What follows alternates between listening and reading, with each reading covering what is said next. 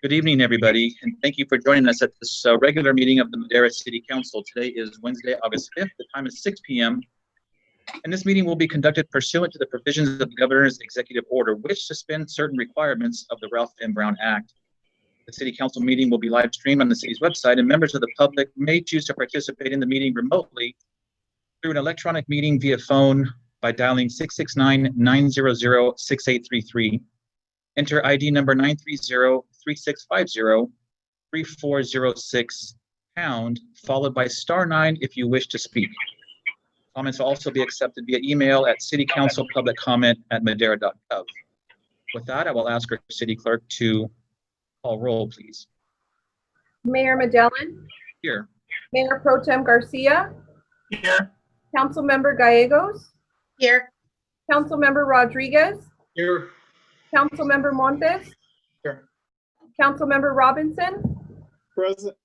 Councilmember Hawley. Present.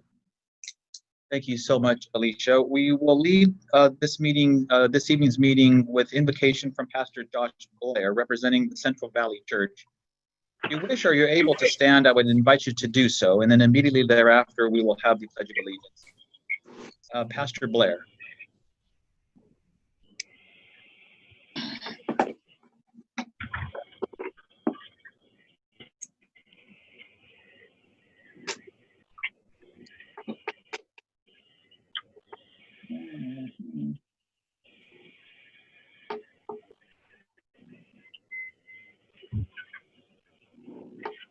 You with us, Pastor? Yes. Are you ready? Yes. Let's pray. Dear God in heaven, we come before you, put your hand upon our mayor pro tem, our city council, our school administrators, our public servants, Lord, and we ask that your hand would be upon our city. Let us be the leaders and innovators within our state. Help us to be the head and not the tail as we guide and direct those in our state. We ask, Jesus, that you would have your way in us, that you would bring healing to those who are suffering, that you would bring relief, God, from this virus. God, that you would provide for us economically and continue to guide us and direct us. We love you. In Jesus' name, amen. Amen. Amen. Thank you very much, Pastor Blair. We appreciate that. And now, everyone, if you'll join me in the Pledge of Allegiance, please. Ready, salute.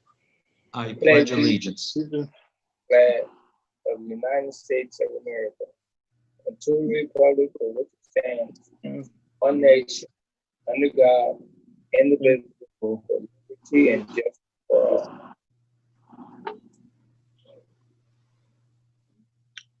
Thank you, everybody.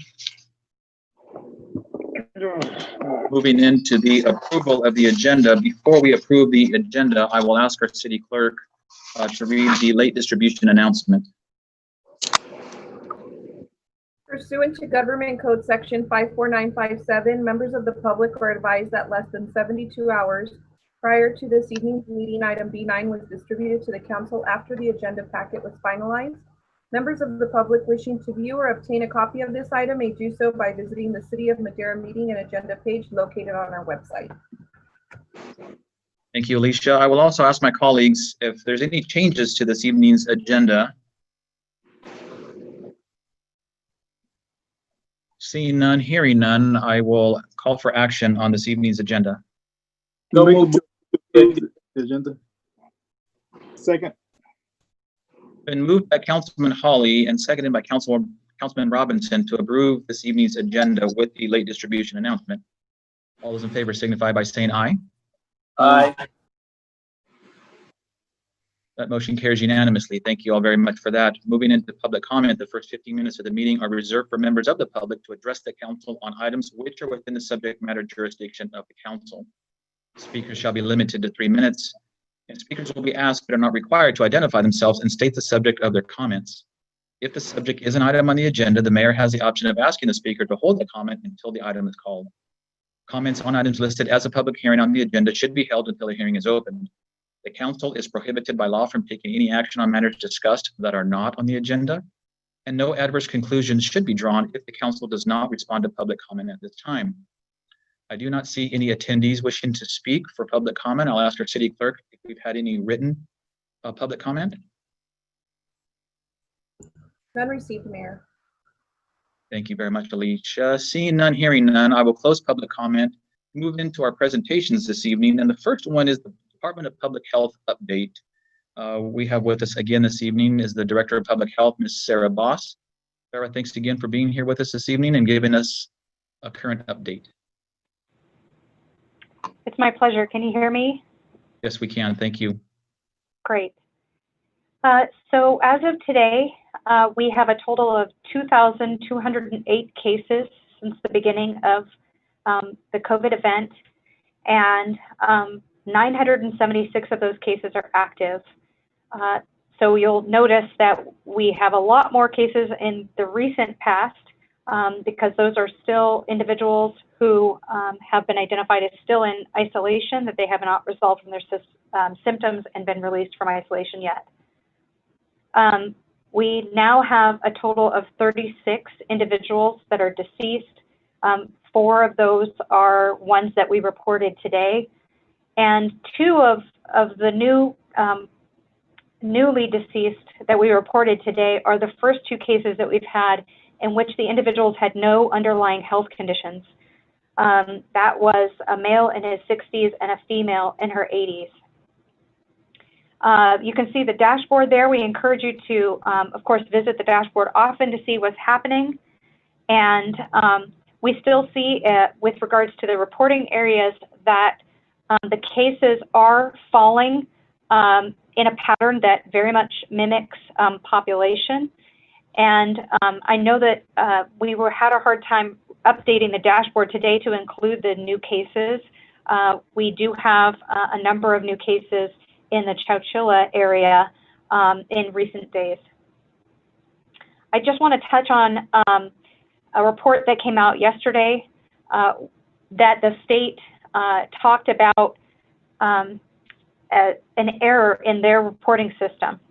And that system is called CalReady. And there is a data glitch that is holding cases before they actually get to local public health. And so I just wanted to address that in case you heard it in the news. We do get cases reported to us through CalReady, but there are other ways in which cases are reported to us. So for instance, all of the test results for OptumServe, we also receive directly from OptumServe. All of the tests that are completed by our mobile testing clinic, we have those results because we are the ones who are managing those labs. So we still have, and not all of the tests are being delayed to the state system as well. So there is a percentage, and how much we don't know, but there is a percentage of tests that we are not receiving results for until the state resolves their issue on their end. At the same time, we still have a large number of the tests that are reported to us, and we are still following up with those with case investigations. So it has not stopped our process at the local level, and we await the state resolving that data glitch. At this point, we are still on the monitoring list. That's largely based on what's called a 14-day case rate. So it's how many cases over the last 14 days per 100,000 population. And we are, in order to be off the monitoring list, that number needs to be under 100. And right now we're at 430. We're meeting the testing volume expectations of the state. In fact, we're exceeding that. And our positivity rate at this point is 18.6%. So well over the threshold. The goal is 8%. In terms of hospital capacity, and this is where I think it's important to note that even though we may not have 100% accurate case rate because of this glitch that's going on in the statewide system, one of the things that is super important with regards to our response and whether or not we can see if our mitigation measures are working is the impact to local hospitals.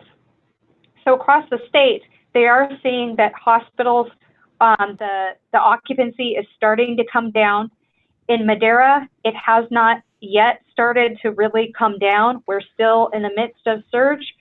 And so Madera Community Hospital, as of today, for their ICU beds, is at 100% capacity.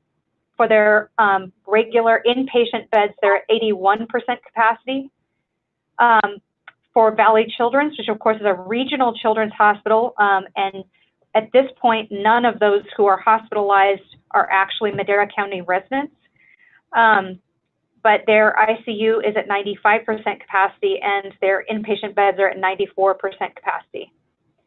I'll note that at Madera Community Hospital, of the COVID patients, there are 38 COVID patients, 33 of those are Madera County residents. Again, we continue to reach out to Fresno County hospitals to identify Madera County residents that might be in a Fresno hospital. We do count Madera residents as cases regardless of where they received their test. They are still reported to Madera County Department of Public Health.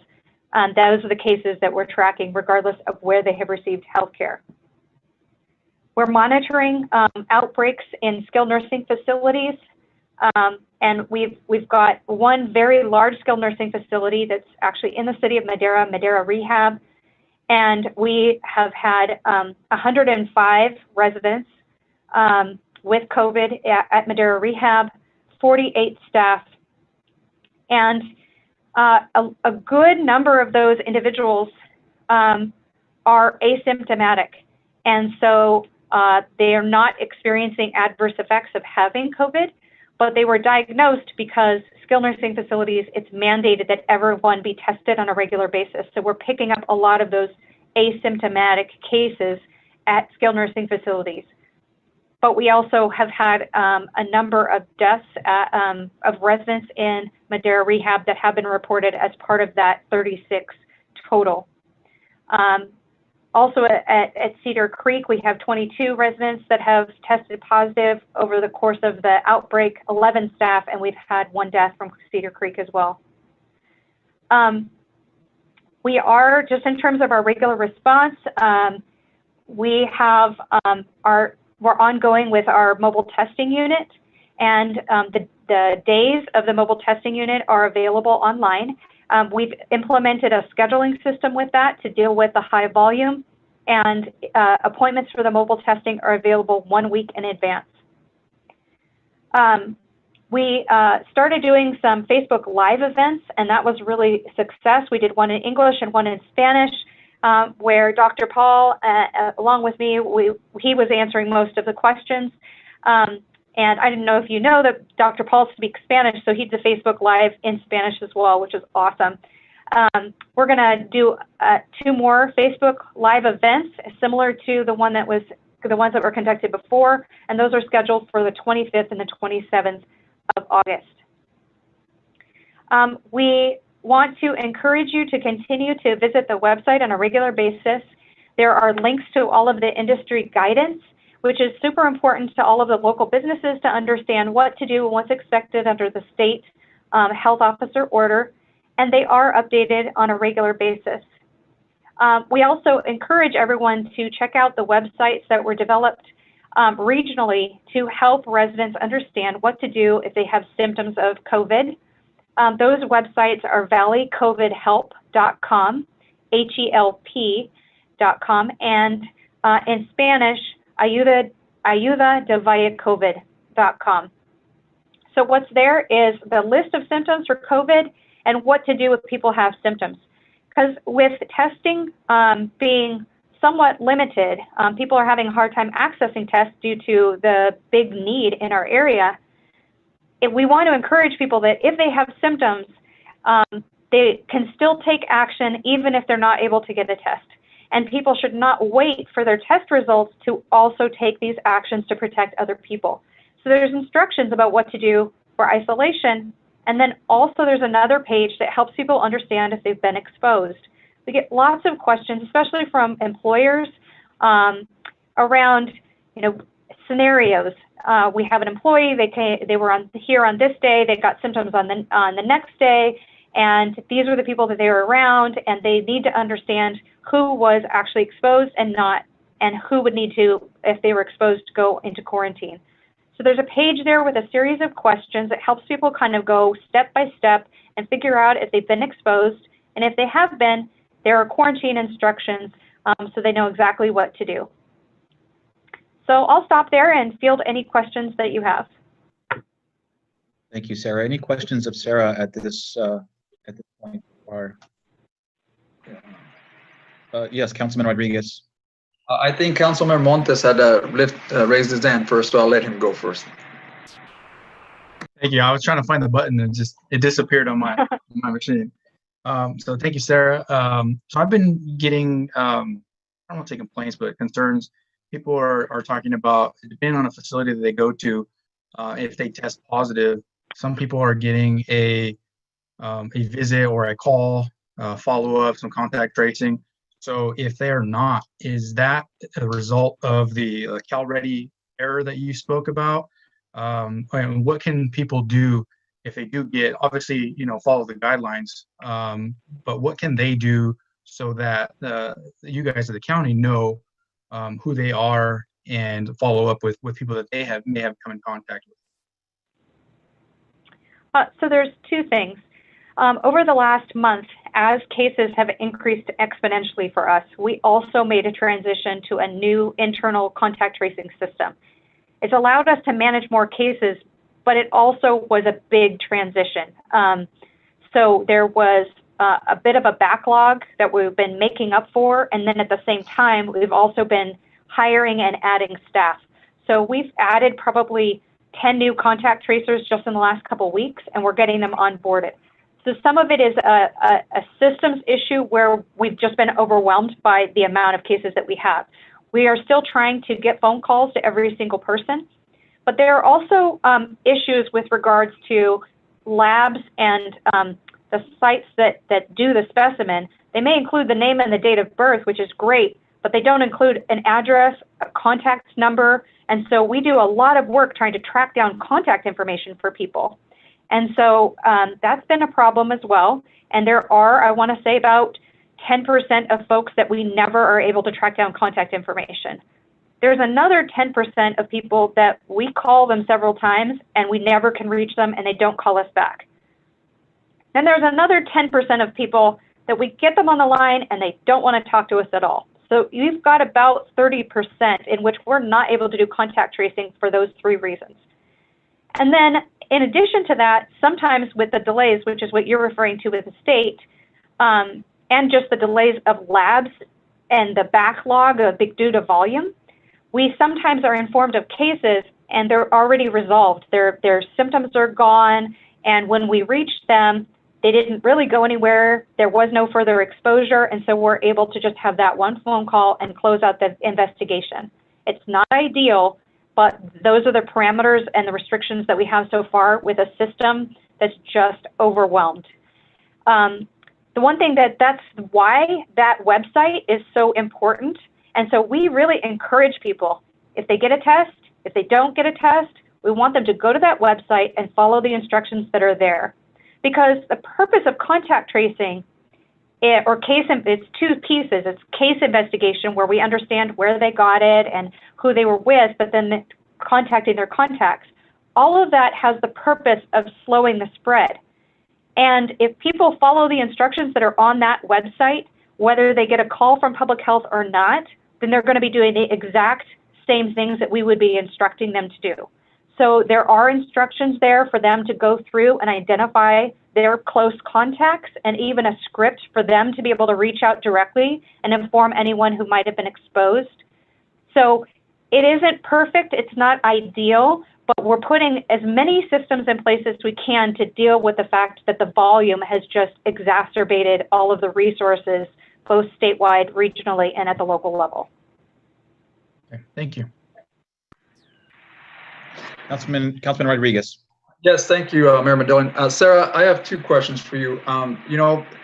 Surpassing that threshold that we have, do we have any data or information as to what are the culprits of the continued spread? Is it just massive gatherings of people, and if so, is this the continued message that we're getting from these folks when they contact someone with COVID? Is it these gatherings that we're seeing within our county?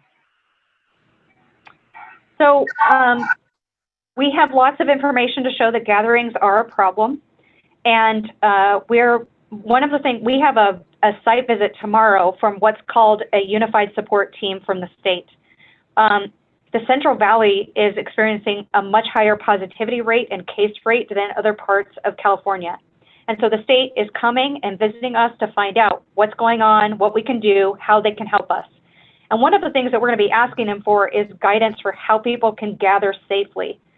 Because just telling people to not gather is not working. And we need to actually give them instructions for what are low risk, safe ways to gather, and really help people that, you know, if their aunt is going to be in town and they only get to see them every couple of years, of course they're going to get together, right? Like, there are circumstances where people will do that. And it's also for young people. We're trying to figure out how to reach young people. We're seeing a big trend with regards to people who are, you know, in their 20s or younger.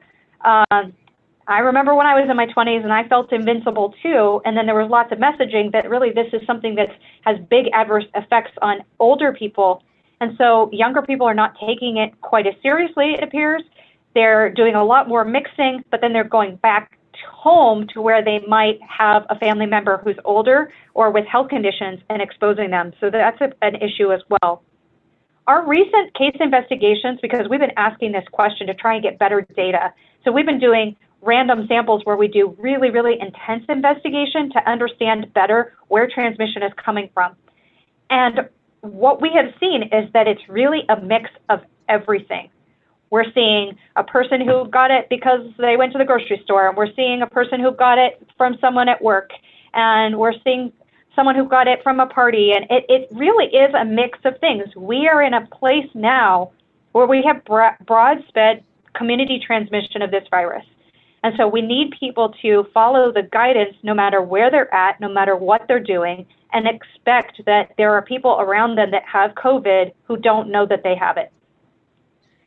With that, Sarah, is there compiled data that shows demographics regarding income, ethnicity, or what have you? Is that any information that can be released at this time, or is that not data that's available? We don't have complete data with regards to demographics, and part of that is due to some of the issues that I talked about in terms of the system being overwhelmed, and we can't reach out to everyone. But I can tell you that in Madera County, we have a disproportionate number of cases among the Latino community. It's the population is distributed a certain way, and the cases are weighted more heavily in Latino population than in white population, which is the other predominant group in Madera. Thank you for sharing that. And anything that we as a council can do to spread that message, and help, I think you guys are doing a great job with that. But if there's anything else that we as a city can do to make that more, just the message itself, and make sure we get that across, whether it be Spanish or what have you, please, I hope we can certainly bring those numbers down. Now, the other question that I had was in regards to school's going to be back here shortly for a lot of the districts within our county. Have you spoken in front of these organizations, school boards, or teachers? And I have some constituents that are concerned about returning back to school, even though they have a classroom setting for them where it's kind of not, it's going to be with no kids and what have you. What's been the reaction, if any? I'm not sure if you've had any conversations with respect to going back to school. We've been in constant conversation with all of the school superintendents on a weekly basis with regards to planning and really what should we do in absence of very specific guidance, because school guidance has not been great from the state level. There's been multiple guidances released, and one is really, really vague, and the other one is super, super detailed and completely unreasonable. So Dr. Paul has been working closely with superintendents around that issue. I actually had a phone call with one of the superintendents last night, and understand the concerns that you're communicating with regards to teachers being concerned about returning to classrooms and doing distance learning from their classroom. Because it's important to understand that we're on the monitoring list. So all schools are going to be doing distance learning. We are not allowed to provide waivers. That's not on the table for us. And, but in terms of teachers being able to teach from their classroom on campus, there are definitely ways to do that in which it's very low risk and quite safe.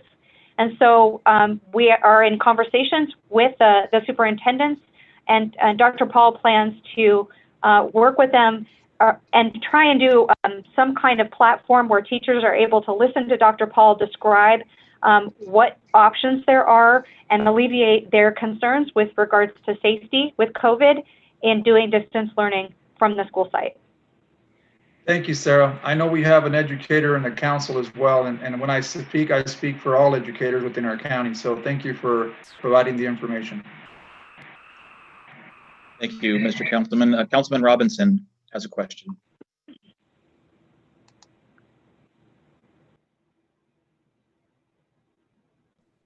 You're on mute, Mr. Councilman.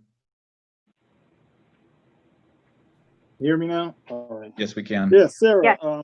I know that in the past, they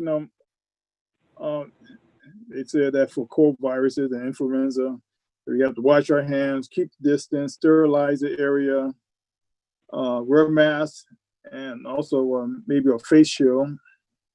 But are there any way for individuals to boost their immune system to ward off COVID?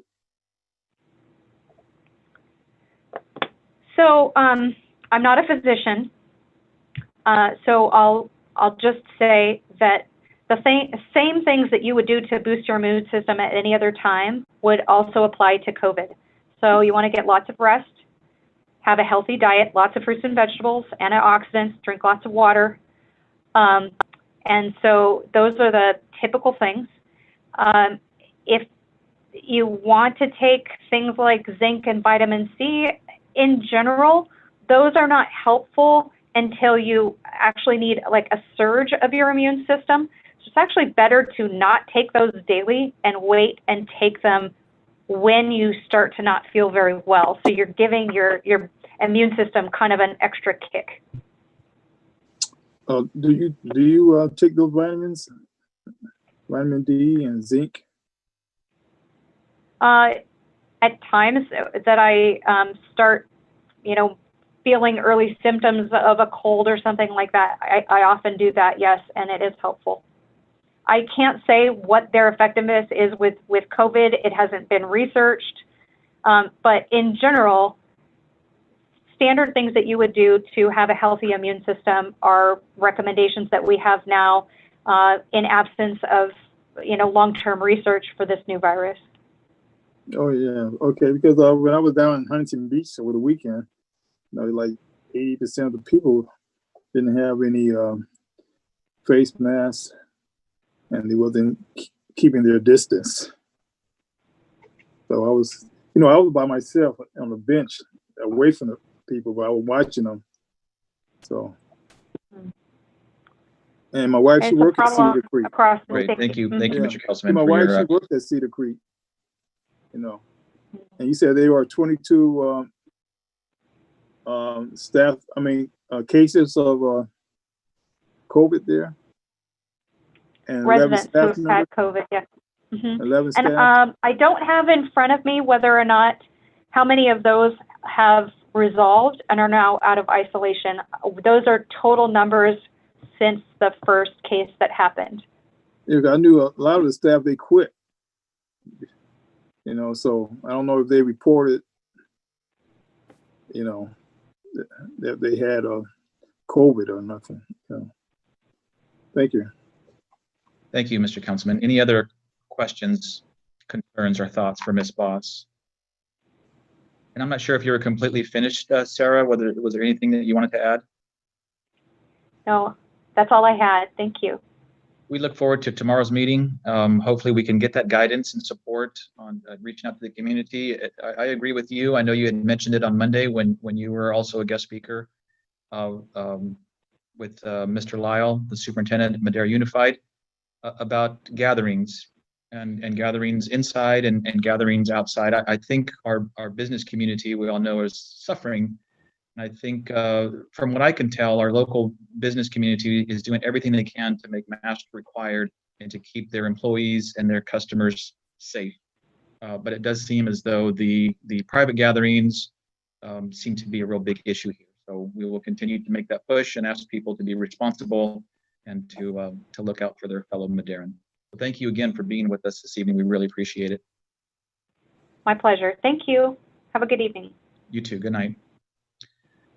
And speaking of COVID-19, we have a proclamation. We have appreciation to give. As everyone is aware, back on June 30th, I believe it was, we received a generous donation from the Taiwan Chamber of Commerce, 15,000 masks and 3,000 gloves. And we have with us this evening the president of the Taiwan Chamber of Commerce, Jen Young Lin. We also have with us Crystal Kidwell. I believe she's with us this evening. And on behalf of the City Council, we really wanted to show our appreciation and thanks. We were able to distribute those masks to businesses and those in need. And as we just talked about with Sarah, we need to do everything possible to keep our residents, our employees as safe as possible. And those masks and those gloves, that PPE is just so needed. So we wanted to show our appreciation and thank you. Crystal, are you with us? I see that you are on mute. I'm not sure if you're with us. Okay, I'm here now. Okay, Thank you. great. Sorry, I still couldn't get my face on. Alicia was trying to help me. Okay, and my apologies as well. We have with us this evening Director Win Chow is with us. You're there with us too, right? Hi, good evening. I'm sorry, Ms. Kidwell, please, if you would. Okay, I just want an opportunity to thank President Lin, if he's still there. I saw him there not too long ago. Just thank him so much for the generous donation. And I like to take this opportunity to invite him and his members to visit Madera. And I don't know, President Lin, that you have heard about Madera or not. And but anyway, Madera is a wonderful place. A lot of people were telling me Madera is a hidden treasure. We have so many wonderful people over here in this town, and we have one of the biggest winery, and then we have beautiful Yosemite, not too far away from us. We have ocean, far away, and it's a great place for them to visit. So I like to invite President Lin, if he can hear me, yes, I'm here. Okay, hi, how are you? Yeah, and I don't know if you missed my my invitation to you and your members to visit. Oh, I heard it. Yeah. Okay, great. And then thank you. Sure. I apologize. Our president, Sister City Program President, Chris Simonia, is under the weather today, but she wants to give. Let me just thank you so much for your generous donation through our Sister City Program to our city. Thank you so much, President Lin. Oh, you're welcome. And we are very happy to be able to help. And as some of you might have heard that Taiwan has done a great job in fighting the pandemic. Taiwan has a population of more than 23 million people. And as of today, I think they only have 476 confirmed cases. And I think, of course, Taiwan has a different social and political environment, and that all contributed to the fact that they have lower cases. But I think the use of PPEs is also a major factor. So we are very happy to be able to source some of the masks that are made in Taiwan and be able to provide it to the community and organizations in need. And we thank you for being a part of our efforts to help. Fantastic, President Lin. Again, we greatly appreciate the donation you made. We hope one day we'll be able to repay you in kind, possibly even with a visit. And as Ms. Kidwell said, we would love to have you visit and show you around our beautiful city and show our gratitude and appreciation for everything you've done. These PPEs are going to go a long way for our community. Sure, yeah. When the coast is clear, yeah, I will definitely bring our members to pay you a visit. Great. Right. And then this council will be able to present this proclamation in person to you and your team. That would be great. Thank you. Thank you. Thank you, President Lin. You're welcome. Anything to add, Crystal, or anybody else? I think everybody looking forward have the opportunity to visit Taiwan one of these days. And we will, our president say, once the COVID is over, and we will try our best to organize a special trip to visit Taiwan. And, and in return, we also like to invite you and your business associates to come to Madera to visit. We have a wonderful industry park. We have a great opportunity can be provided for the people in the Bay Area to invest over here in Madeira. It's a great city. Yeah, definitely. Yeah. Absolutely. Thank you again. Thank you again. Thank you. Mayor Pro Tem Garcia would like to say something. Yes, good evening. Welcome, Mr. Lin. I wanted also to echo the sentiments and our deep appreciation to the people in your group for providing us a much needed help. In our hour of need, you have given us a beautiful gift. Those masks, I can assure you, went very, very quickly to our community, to our nonprofits that had the most need, and that could distribute them very quickly to those folks. So from the bottom of our hearts, from here from Madera, we want to thank you for your gift and know that you and your compatriots in your country have a friend in Madera. Thank you very much. You're welcome. And thank you for being a part of this. Yeah. Mayor, can I say something else?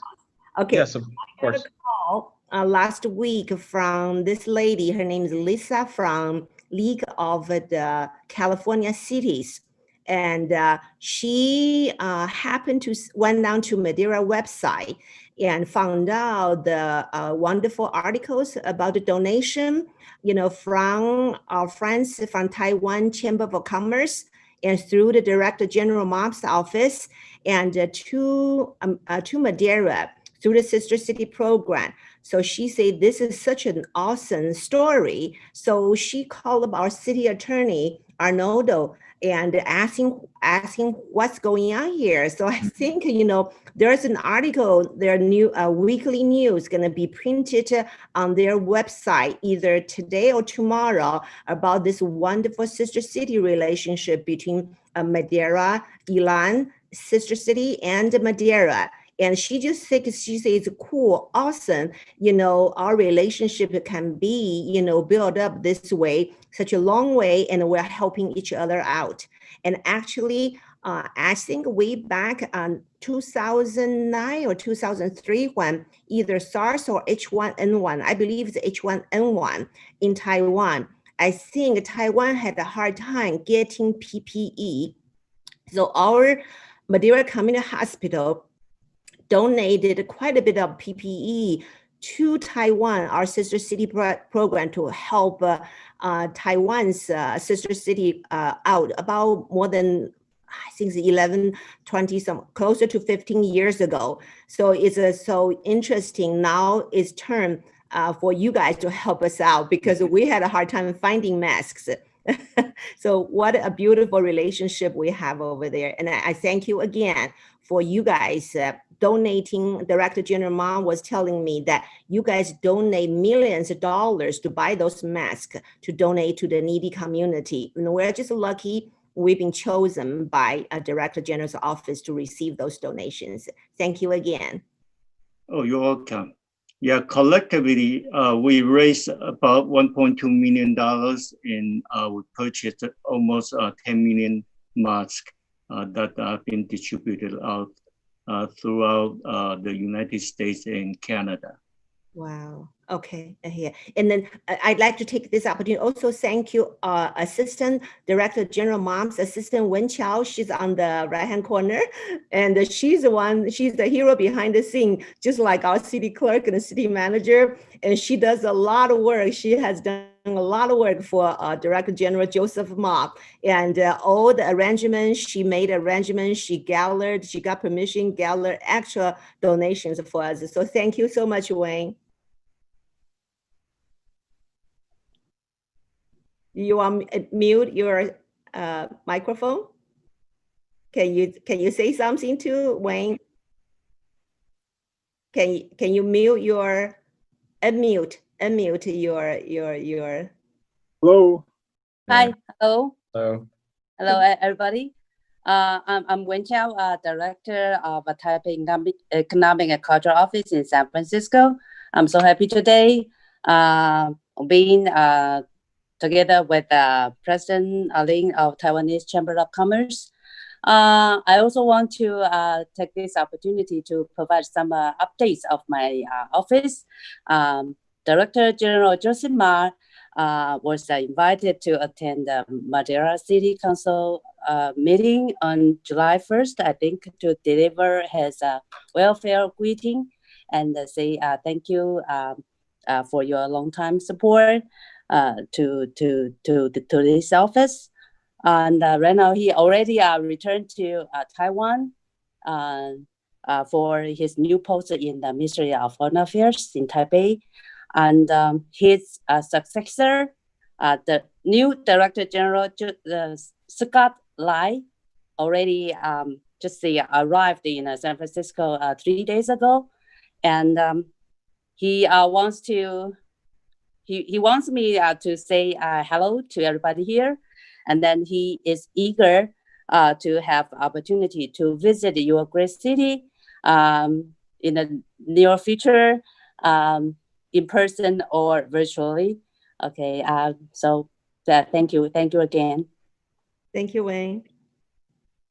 thank you, Wen. We certainly look forward to meeting him as well as soon as possible, and wish him all the best of luck. And we look forward to that continued relationship. And thank you. You truly are one of the heroes behind the scenes. We know you do a lot of work, so thank you very, very much. Thank you, Mayor. Mm-hmm.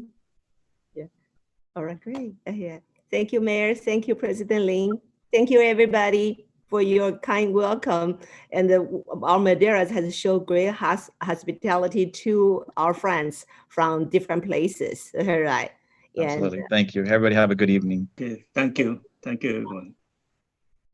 We're going to move on to the workshop. But before we do, in looking at the agenda, item E1 is the Mid-Valley Disposal first and second quarter updates by Ms. Kwok. Which I'm estimating is going to be quite a while from now. So if it's okay with council, right after we do the consent calendar, we'll do the workshop and the consent calendar. Would my colleagues be okay with moving up the Mid-Valley report? As long as Ms. Kwok pinky swears that she will not go over 7 minutes? Okay, if I get your thumbs up, then I get the thumbs up from council. Great, I appreciate that, everybody. So with that, why don't we move into the workshop portion? This is our one and only workshop this evening, which is an update on the Caltrans project along State Route 145 from Pecan Avenue to Tozier. And I believe Mr. Helmuth will be giving this report. Thank you, Mayor. Council members, actually, I will not be giving the report. Randy Bell will be giving the report. You already know him, but there's a difference between the last time you saw him and now. He has been promoted to one of our deputy city engineers since that time. So I thought I'd just go ahead and introduce him as one of our new deputy city engineers. Fantastic. Congratulations, Mr. Bell, and welcome. Congratulations. I have a short little PowerPoint, so I'll share my screen.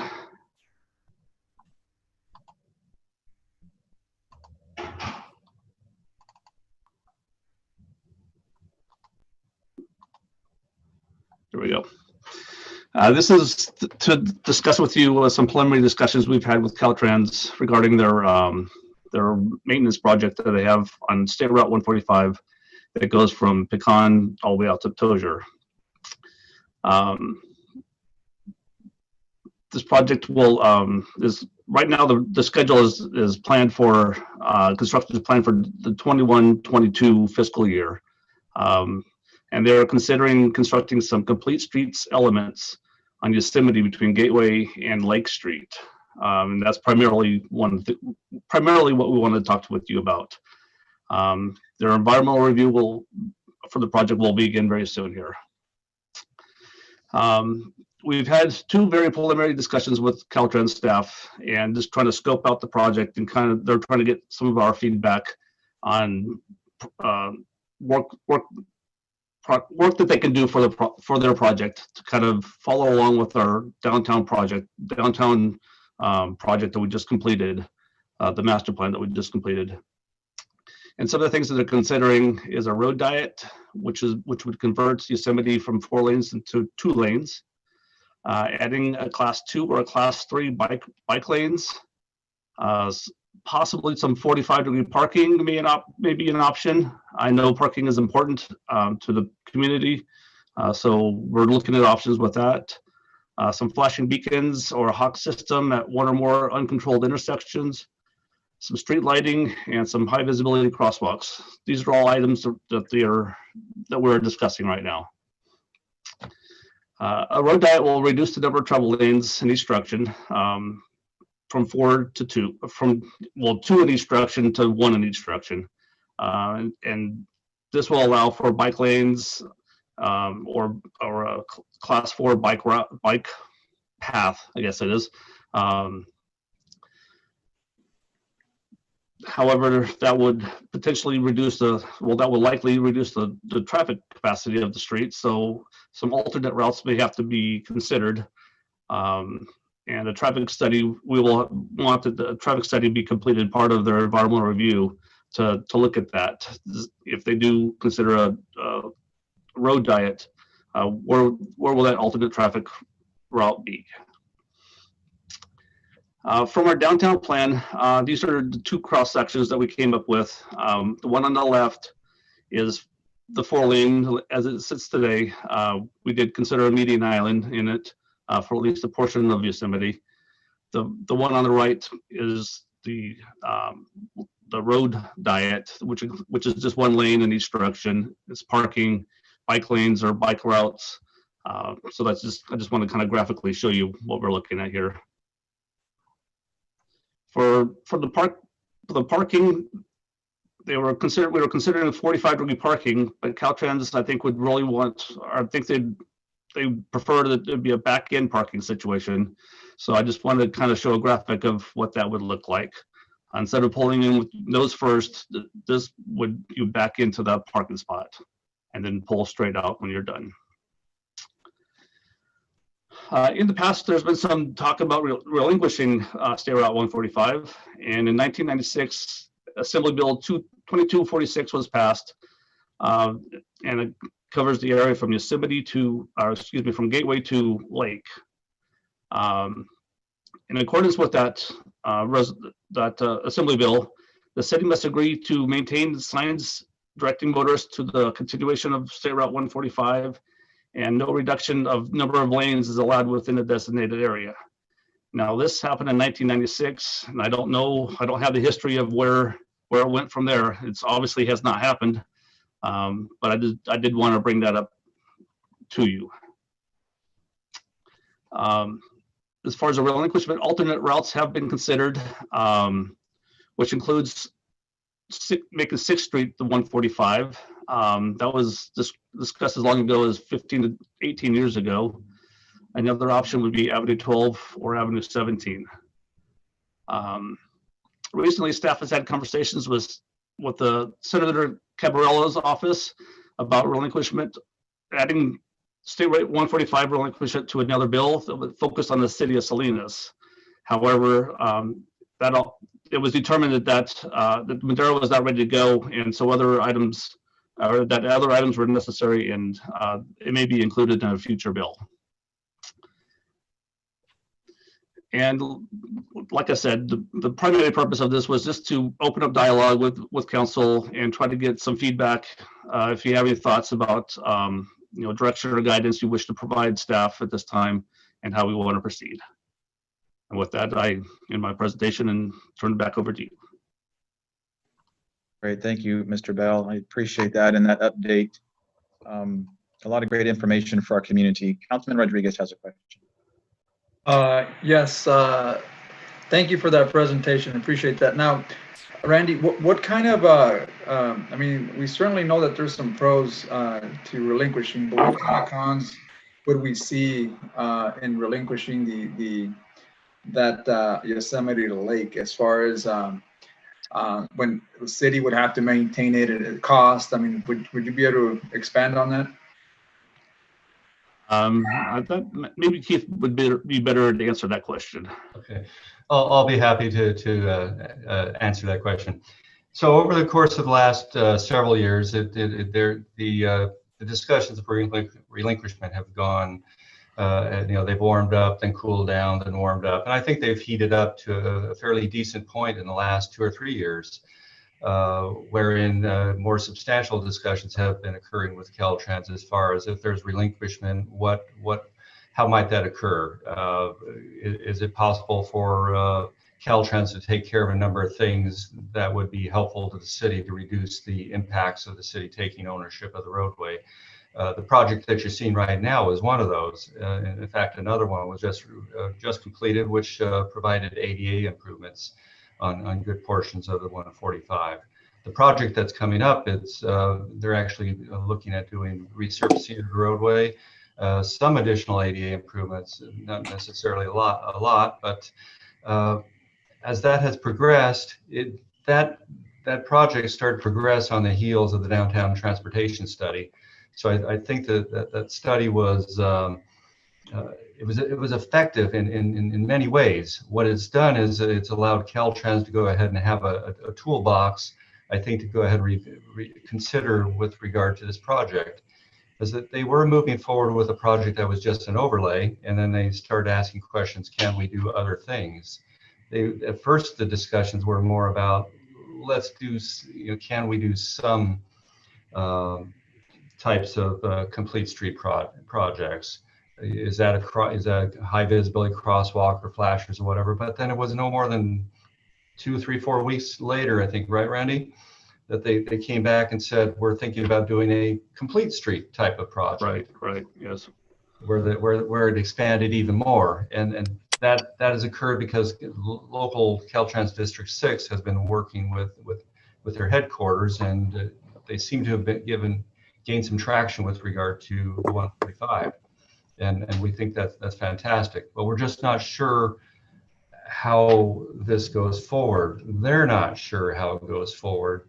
So part of our presentation tonight is to try to go ahead and get some input from council on what they think when they or what you think. And one of those is, do we talk about a road diet where we go from 4 lanes to 2 lanes? That has impacts. That extra traffic needs to go someplace else. There's been discussions about 6th Street. Sorry about that. There's been discussions about 6th Street taking some of the traffic over there. And I was a little bit surprised by it. I don't think I had heard about it before. It represents an alternative, but what we know of 6th Street right now is there's a multitude of stop signs through there. The character of that street would change by virtue of shifting traffic. So is council open to something like that? Would they like Caltrans to pursue the other alignments on the 12 and 17 before something like this occurs? That's possible, but right now to some degree we have a bird in hand. Perhaps we wait on doing anything with regard to road diets in 2 lanes and attempt to go ahead and get other improvements that council might see as being attractive. The additional pedestrian crossings, more street lights, hawk systems for protected crossings, median island potentially, where we can go ahead and start to talk about planting trees. And I want to go ahead and fill you in about trees. The master plan, the downtown transportation study talked about putting some trees in some specific locations, and they kind of backed us up on our expectations there as they relate to some areas, because they were concerned about the trees and the water and how they might affect basements next to the street. But that's the sort of thing that we're looking for is, does council have a preference? If we do bike lanes and 4 lanes, parking would need to go on that street. Staff doesn't see that as a necessarily attractive idea. We've mentioned that we do have east-west access using 6th Street. We do have a bike lane through there. It's just a matter of getting cross connection between 6th Street and Yosemite to go ahead and get better multimodal access. Anyway, with that, I'll stop rambling, and if you have any thoughts, we'd be happy to hear them. Well, thank you, Keith. And I guess with the warming up and cooling down, I guess at the end of the day is I'm wanting to know if we'd be shooting ourselves in the foot if we relinquish that or allow these improvements to happen by virtue of Caltrans. Good question. Would we be shooting ourselves in the foot? I think if we had done it many years ago, without having some of the things that are happening right now, we might have been shooting ourselves in the foot. That was the concern would have been, they give us a roadway and they say here it is, and by the way, there's millions of dollars worth of accrued improvements that we have to go ahead and take care of. It's the wheelchair ramps, some of them taken care of. It's the fact that the roadway needs to be overlaid and whatever else we may not be aware of. So we're getting much into a better position.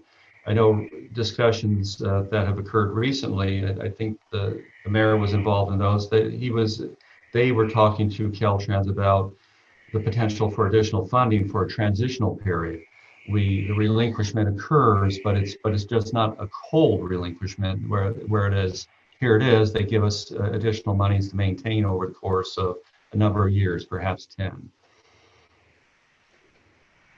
And with the relinquishment, Keith, is there any mitigation that we can apply for, any type of funding with that? Well, that might be the additional transitional funding. Okay. We would always, things have changed for this city and many cities over the course of the last few years with the RMRA funding. I won't attempt to go ahead and get the bill number.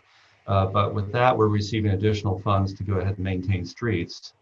If this had happened a few years ago without RMRA funds, we'd be in worse situation. So we're better situated than we were before. I don't necessarily see any downsides right now.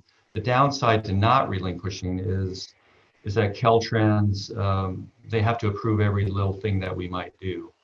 So when we talked about if we wanted to do bulb outs, they need to approve of those as an example. If they were to do some of that right now, they might make adjustments in signal timing and the like to go ahead and accommodate some of those changes. Thank you, Keith. And again, thank you, Randy, for your presentation. Thank you, Mr. Councilman. We have 2 questions up. One of them first is Mayor Pro Tem Garcia, and then will be Councilman Robinson. This is very exciting for the city of Madera. I've been hearing for years that we have not been able to move, and we place the blame squarely on Caltrans. And even the fact that they're willing to discuss these with us and move forward for the improvement of the downtown area and the Yosemite Ave is a plus for us, definitely.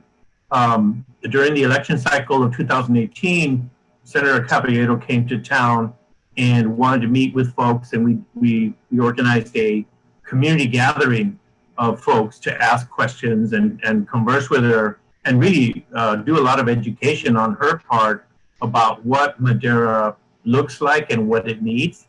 And the #1 top of the list was downtown. And of course, the wheels of government turn slowly, but they do turn. And I'm very heartened by the fact that Senator Caballero's office is looking at this. And even if nothing is done this year from her office, if they're looking for that in the future, then this is exactly what the town of Madera is looking for. It's one of their high needs and high priorities on the list of things to do. So thank you very much for this. This is very, very encouraging. And hopefully we can get something done. I did want to, if you go back to that slide, please, regarding reverse parking. I know a lot of my friends and family they're good drivers, but I'm not sure they can handle that. The stress levels of driving down the center of Yosemite Avenue is hard enough for people because there's a lot of ruts in the road, a lot of potholes. But looking at something like this, I'm just off the top of my head, I'm not sure how that would work. I frankly have not seen that anywhere. I don't know if any of my colleagues or any of you have seen this type of proposal. I can say that about 10, 12 years ago, one of the former police chiefs was considering the potential for reverse back-in lanes, and they do have their benefits. And Randy, I don't know, maybe you want to go ahead and talk about the benefits, whether you read about them. Otherwise, I'll be going from memory. I'm sorry, there's noise out here. I couldn't hear that. Oh, I think our cleaning crew may have showed up. Apologize. Randy, do you want to take the question of backup parking? I can take it, but I'll be going based on memory. I really haven't seen much of it, and I don't think I've ever done it off a street like that. So I don't really have much to say about that. I'll go ahead and say what I remember then. So one of the benefits of backup parking is it's more safe for bicyclists. So if you have a bike lane going down the street, what happens here is a person backs into the space, obviously, so they have no choice but to look behind them before they back into the space. And when they pull out of the space, if there are bikes on the street, they're much more able to see vehicles coming at them or bicycles coming at them that way. That's one of the benefits. Now I think there are other benefits, but that's where my memory starts to fail me because it's been a few years since I reviewed them myself.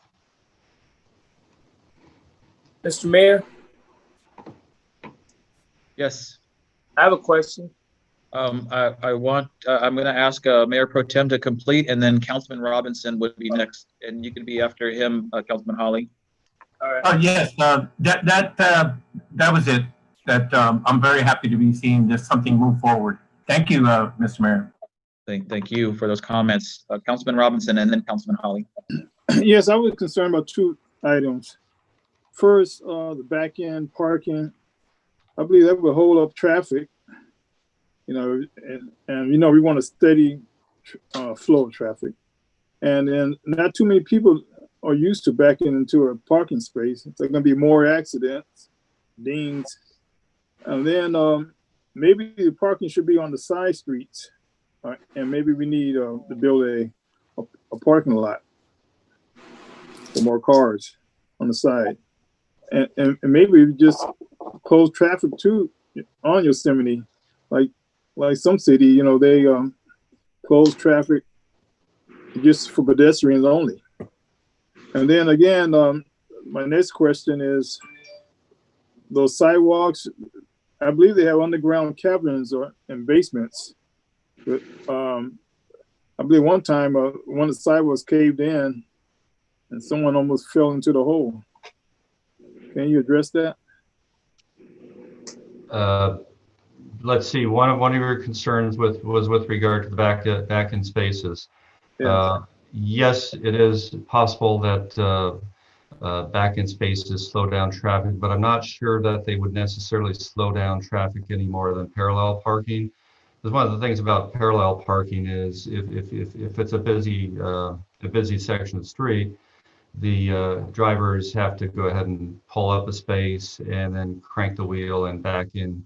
And sometimes that's a back and forth type of procedure.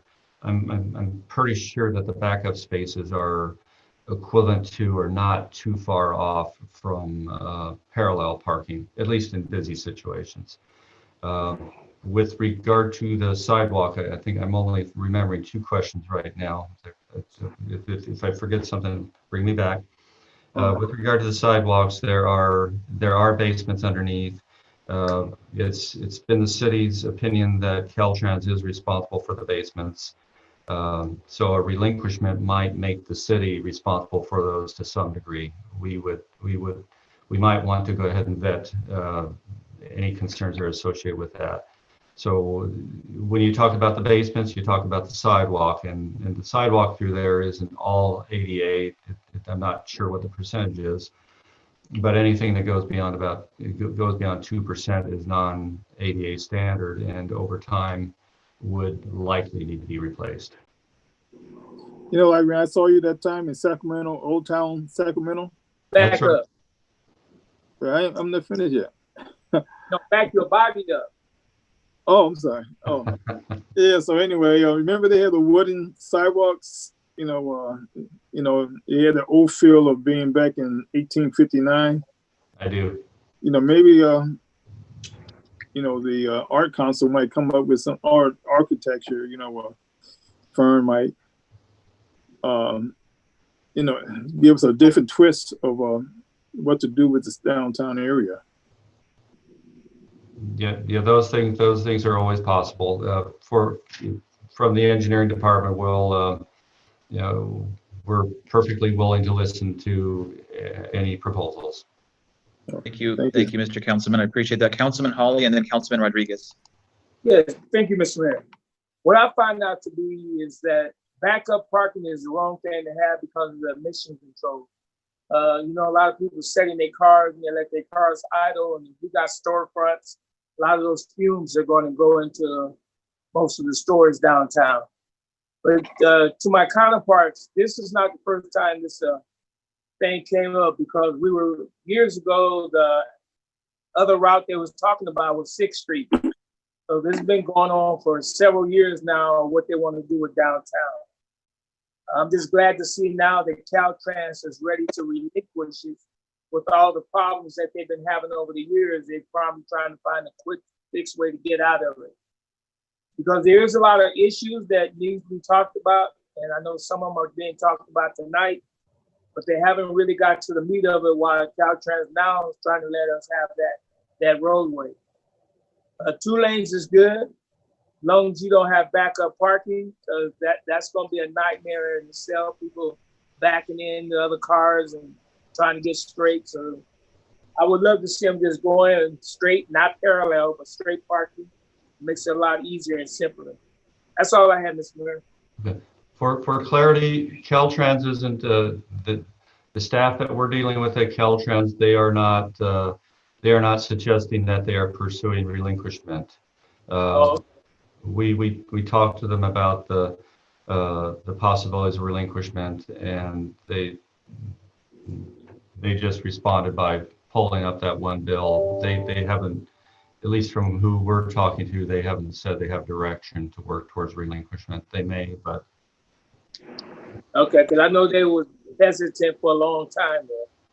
And just for clarification, this is just an update. We're not deciding on anything this evening. I welcome everybody's discussion and everybody's viewpoints. We've had multiple discussions about this. We've had multiple discussions about this, and we need to continue to have multiple discussions about downtown. But just for the record, this is simply an update. We certainly could have a little more in-depth discussion as it comes to actually direction on where we go. That being said, Councilman Rodriguez has his hand up. After that will be Councilman Montes, and then Councilman Robinson has something else to add. Councilman Rodriguez. Yes, thank you, Mayor Medellin, and thank you for pointing that out. This is only an update, but I do want to comment on the back parking, only because you look at the vehicles from 10 years ago, 20 years ago, and obviously, technology has changed right before our eyes. So within the next 5-10 years, you'll probably see more AI that'll do that for you in back park, electric cars, so you can mitigate the issue with emissions, mitigate the issue with back parking. I think engineers look at it this way as what's the safest thing to do when it comes to bike lanes and or pedestrians, because this is a place where people will want to congregate or come together in a place like a downtown. So I think it's whatever, I'm certainly open. Again, this is only discussion, but my comment in regards to that, technology is changing so fast, so rapidly that within we got to look at Madera in the next 10, 15, 30 years from now. And I can assure you that by that time, you will have a lot of AI, a lot of technology that will certainly be able to mitigate for those issues and concerns that we bring up today. My comments. Thank you for that. I agree, Mr. Councilman. You're right. Where we're going to be, where we were 10 years ago compared to now, and where we're going to be in another 10 years is probably something we really can't imagine. Councilman Montes. Yeah, my comment was going to be, have you seen people try to parallel park on Yosemite when people are flying by? But no, I think it sounds like it's a good idea. And staff would really like to see the recommendations, what they come up with, and some of the data. Because I know Keith isn't really going to make a recommendation without doing a study and telling us how many people come in the morning, how many people come in the afternoon, how many people make a right-hand turn, a left-hand turn. So Keith's pretty good about getting all that data, and then we can actually make the decision. Hey, is it safer? It doesn't sound like Caltrans would recommend something that is less safe than what is currently there. So I mean, there's usually a reason for it, but I look forward to seeing some of the data that comes out. I'm sure Keith has it, just waiting to unload on us. But no, I don't. But I mean, this seems like a good thing. I'm all for having more discretion and control over what happens in our city. So that's my comment. Thank you, Mr. Councilman. Appreciate it. Councilman Robinson. And you're on mute, sir. All right. I was thinking off the top of my head about rerouting 145 to like Tozer to Sunrise. Is that a possibility? It has not been considered. The alternatives that have been discussed, the ones that I knew of before was the potential for Avenue 17, which would, much like right now, actually it's a little bit different. Right now you come into the city along Madera Avenue and then cross over and take Gateway over to Yosemite. In the case of Avenue 17, they would get off off of Madera Avenue, take the freeway down to Avenue 17, then head east, jump over the railroad tracks and the river, and then make a connection. Avenue 17 is shown as a loop road within our general plan circulation element. As such, it's intended to go ahead and carry additional traffic. Is it worthy of highway status? I'm not sure. Highway status affects everything. The other was Avenue 12, going through the ranchos, and then potentially it changed over time from what I heard to going around the ranchos. For those particular scenarios, we would have the 145 completely for the most part, completely out of town. One partial and one partial and one mostly. 6th Street, I don't know what I think about that. That's an option regardless of complete street or not complete street. I just don't know what I think about it. It means that you have a series of hard left or right turns to go ahead and move through the city. 6th Street would have a different character, and I just don't see how that would go at this point. Thank you. Thanks, Keith. And we can wrap this up. Just some final comments. The reason we're having this discussion is because we actually were awarded the Caltrans Master Plan grant so that we can hire a consultant and do this, which we've had done that already. They've reached out to the community. There's been a number of people that have given their census on what they feel downtown should be like. In my opinion, I like what you said, Keith, about having a bird in the hand. As we talk about relinquishment, as we talk about moving it over to 6th Street, these are discussions that we still need to keep in mind, but we have an opportunity here to do something with downtown. And I think the discussion about bulb outs, I think the discussion about public safety right-of-way, when we approved and got transportation funding for the C and 5th Street projects, the 48-unit housing, it was because of walkability and money that we were going to spend on sidewalks and bike lanes. These are things that I feel we can do on the immediate. Part of the reason why Ana Caballero's office reached out to us and that unfortunately we're not able to do anything now is simply because we just have so many irons in the fire, but we're not producing anything. So I agree with you, Keith. I think we need to take issue with some of those things that we can fix on the immediate, some of those things that don't cost 30, 40, $50 million, but maybe less. And to my last point, it's going to cost money. And if we don't have a plan in place that spells out something that we can do in the immediate, there'll never be enough money there. So I think we need to take that bird in the hand. And again, I'm not saying to not discuss relinquishment, but the hawk, I think, is a great idea we can do. There's been discussion about the landscape medians. I know that the parade may be an issue or drainage may be an issue, but I think 4th Street and what we did in front of the Catholic Church looks beautiful. Artwork can be done in some of these areas and some of the alleys. I think we're all spoiled in not only downtown, but no matter where we shop, we want to park right on the front door of where we're going to shop. And in downtown Madera, we have multiple parking places just 1 block away, but people still want to park. I know I do. When I go to Tijuana's Bar and Grill, I want to park right there in the center in front. So I suggest that moving forward, we take that bird in the hand, we put together a plan, and we start to invest, although it may be little, it's tip of the iceberg, but we start to invest in our downtown and do something, get something done, find that funding. Let's scratch the surface, but let's do something and not waste that master plan that we've got from Caltrans. Sure. Those are my thoughts. Thank you very much. I'd like to go ahead and just confirm a couple things. I heard back and forth on the back end parking. Caltrans appears as though if they're going to allow 45-degree parking, it's only back in. Do we have a consensus from council as to whether we should pursue 45-degree parking? What does the impact have when we go from 4 lanes to 2 lanes? What does that have on 4th Street and 6th Street? With regard, well, I think it may be 2 different questions. The 45-degree parking allows us to go ahead and get additional parking spaces on Yosemite if we have to go ahead and lose some because of bike lanes. I don't know whether Caltrans is going to be insisting on the bike lanes right now. They seem to be fairly serious about it. And then I reminded them that we have 6th Street with regard to the bike lanes.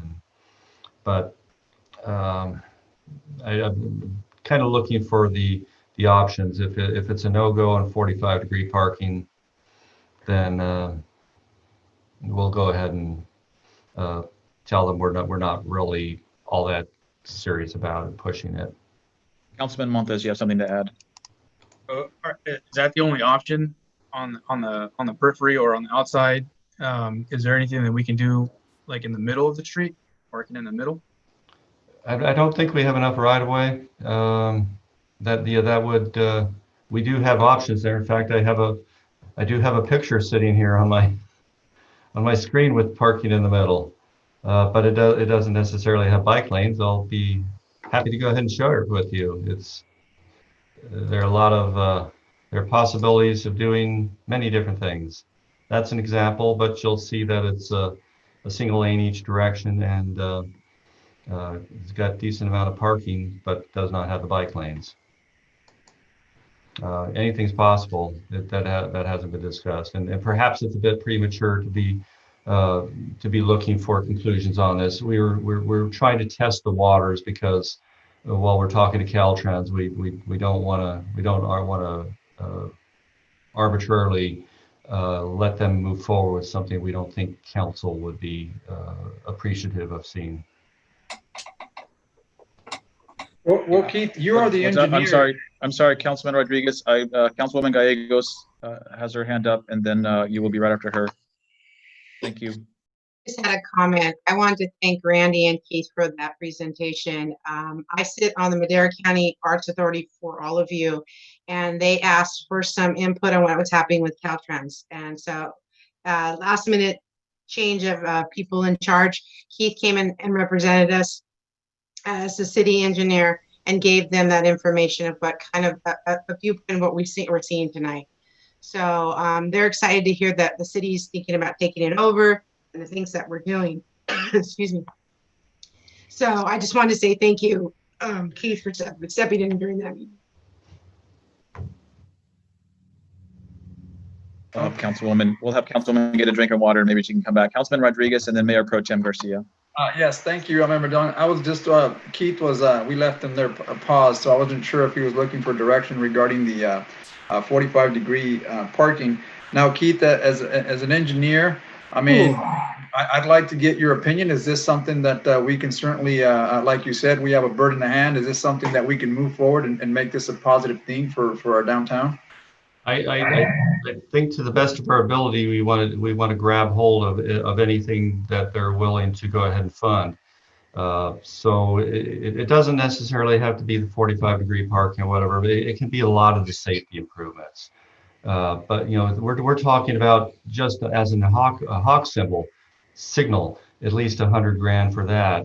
Bulb outs, if they do them, 25 a piece.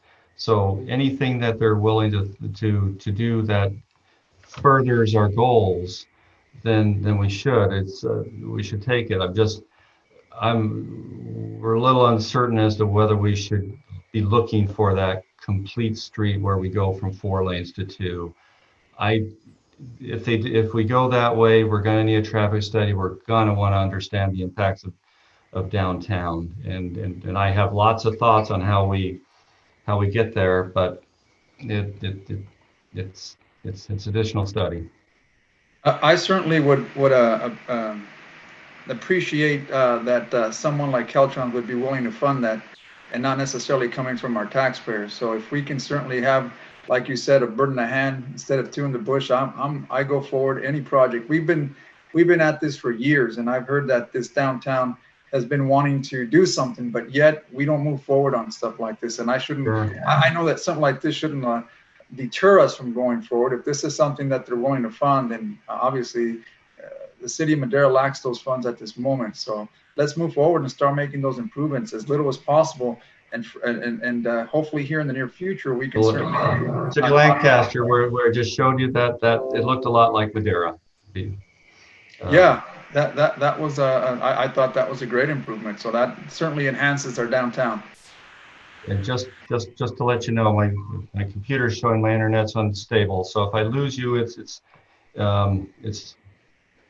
I'll try to come back as fast as possible. But I'm good. Can I add something about the 45-degree parking? Mayor and Council, I just want to say that the item on the agenda is just an update. There's not even language about direction or input from the council. It was supposed to be an update. Workshop. Just a reminder, and there's some of you, the council member has spoken 3 or 4 rounds already. Thank you, Ms. Montoya. I want to hear from Randy, and then we'll wrap it up with Mayor Pro Tem Garcia. As far as the 45-degree parking, we had just talked about, instead of parallel parking, angled parking, and it morphed into the back-end parking. That is not a concrete decision by them by any means. It is just an option that's being considered. Thank you, Randy. Mayor Pro Tem. I will give up the rest of my time. Thank you. Thank you for that update. I appreciate it. It's going to be an ongoing discussion. Obviously, as was mentioned, I think before all of us were in our current position, the discussion about downtown has been weighing heavily on our community. So I do look forward, like everybody else, to move with that bird in the hand, as you said, Keith. Thank you very much for that. Let's move on to the consent calendar. I'll ask right now if there's any of my colleagues wishing to further discuss or pull any consent item. I'd like to pull B9. Councilwoman Gallegos, B9, and Councilman Montes raised his hand. That was going to be my suggestion as well. Okay. Anybody else? I don't see any attendees wishing to speak. So why don't we address B9 first, and then we can address the consent calendar. So Councilwoman Gallegos, item B9. I'm a little uneasy about B9 because we all signed it at the dotted line, said we were good with this. It was a go. And then we have Pacific West coming back and changing plans and asking for things left and right. And so this project is still not moving, and it's asking for some other things, that the precise plan that it just keeps changing. I don't understand why. And now that they're in a time crunch, that if they don't get the permits from us by a certain time, the funding won't go through and this project won't happen. My question is, how come when something's presented and council's approved it, because we all went through all the steps and approved it, why is it coming, why are they coming back, Pacific West coming back and saying, you know, we're going to do this and this and this? Is it because it's a money issue? So those are the questions I have. Thank you, Councilwoman. And because Councilman Montes also pulled B9, I'll ask for his comments. I just wanted to go through the exercise of putting Mr. Conti on the spot and going through the going through the item so that we can better understand what it is we're asking, what, you know, and so the community can understand as well. What are we asking for? What are they asking for? And kind of echoing Councilmember Gallegos's concerns. Mayor Pro Tem Garcia, is that along the same lines of what you would be asking? Yes, sir. That's exactly what I'm looking at. The time frame also, last minute. I have some questions regarding the project. I've been asking questions of the project for over a year now, and I'm not really comfortable not knowing a lot of the things that I want to ask about. But I do realize if there's a time limitation, so I would want to talk about, can we make some adjustments, or can we approve and then come back and make adjustments? Okay, thank you for that. And we do have what this, it says item B9 speaker. Hello, this is Tim Shockwell for the Pacific Companies. Can you hear me? Yes, Tim. Okay. I'm sorry to hear the comments because we don't characterize this as delayed at all or any problems with respect to financing. In fact, the financing closed a week and a half ago. All of the financing is in place and we're ready to start construction. We actually have grading permits in hand. The problem has been, frankly, with the architect getting what they consider specific responses to the elevations. All of those items, and there are only 5 in this agreement, are extremely minor, and they all involve the outside skin elevation. Nothing has anything to do with the interior of the building, square footage, the number of units, who they'll be rented to, or any of that. So I'd like to sort of review those items. One of them is the color scheme of the outside elevations. Some of the community meetings early on, before we were involved and took this project over as developers, required or suggested a blue-gray color scheme, and we've provided those. I hope staff may have those elevations we've provided, or I should say the architect has provided, but we're perfectly willing to consider any other color. We don't care what color it is. We want what Madera wants, and we want to make the council and citizenry happy. That's what we do, is build affordable housing and special need housing projects. The second issue had to do with the use of more materials on the exterior. The requirement in this agreement is to add 1 more material, and the architects are working on that now.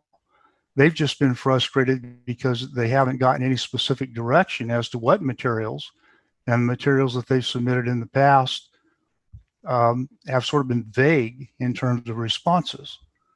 Another item has to do with putting trees in the public right-of-way, in other words, in the sidewalks. We're perfectly willing to do that. That was agreed to early on. All we need is access agreements or encroachment agreements in the city to tell us what they want where. We'll do whatever you want. There are 2 other minor items, and they're extremely minor. It had to do with the window coverings. The city has requested that we put some awnings on the south and the west of the buildings, and that's perfectly fine. There's no problem. As a matter of fact, the architect is working on all of these items. I expect all of these items to be back before Gary and Arnaldo within 2 or 3 days. So, you know, I mean, we're not holding this up. We need to get this thing built. I've got 5 projects going now, and it's always down to the wire because of the bond financing. I'd like to remind the council, perhaps you're not aware of the financing, but there are 6 or 7 different sources of state money involved and private financing involved, and every set of lenders and investors has a set of requirements, and not all of the requirements are compatible with one another. So we spend an awful lot of time trying to make everybody happy, which I think we've done here. That's why the financing closed. But when you go after bond financing, which you have to do on tax credit syndications, on 4% tax credit syndications, they require bond financing. The state has a hard date by which you have to close financing, pull permits, and start construction. And that date is up on August 14th. And we've been talking to the city for many weeks. And Arnaldo, I know you have to agree that we have been trying to get the permits, trying to get in position to have these permits finished. I'm told that as of today, everything is agreed by all the departments except for these 5 items, 4 of which are required items under the precise plan. And the 5th one is advisory that has to do with the exterior elevations. I mean, the exterior colors.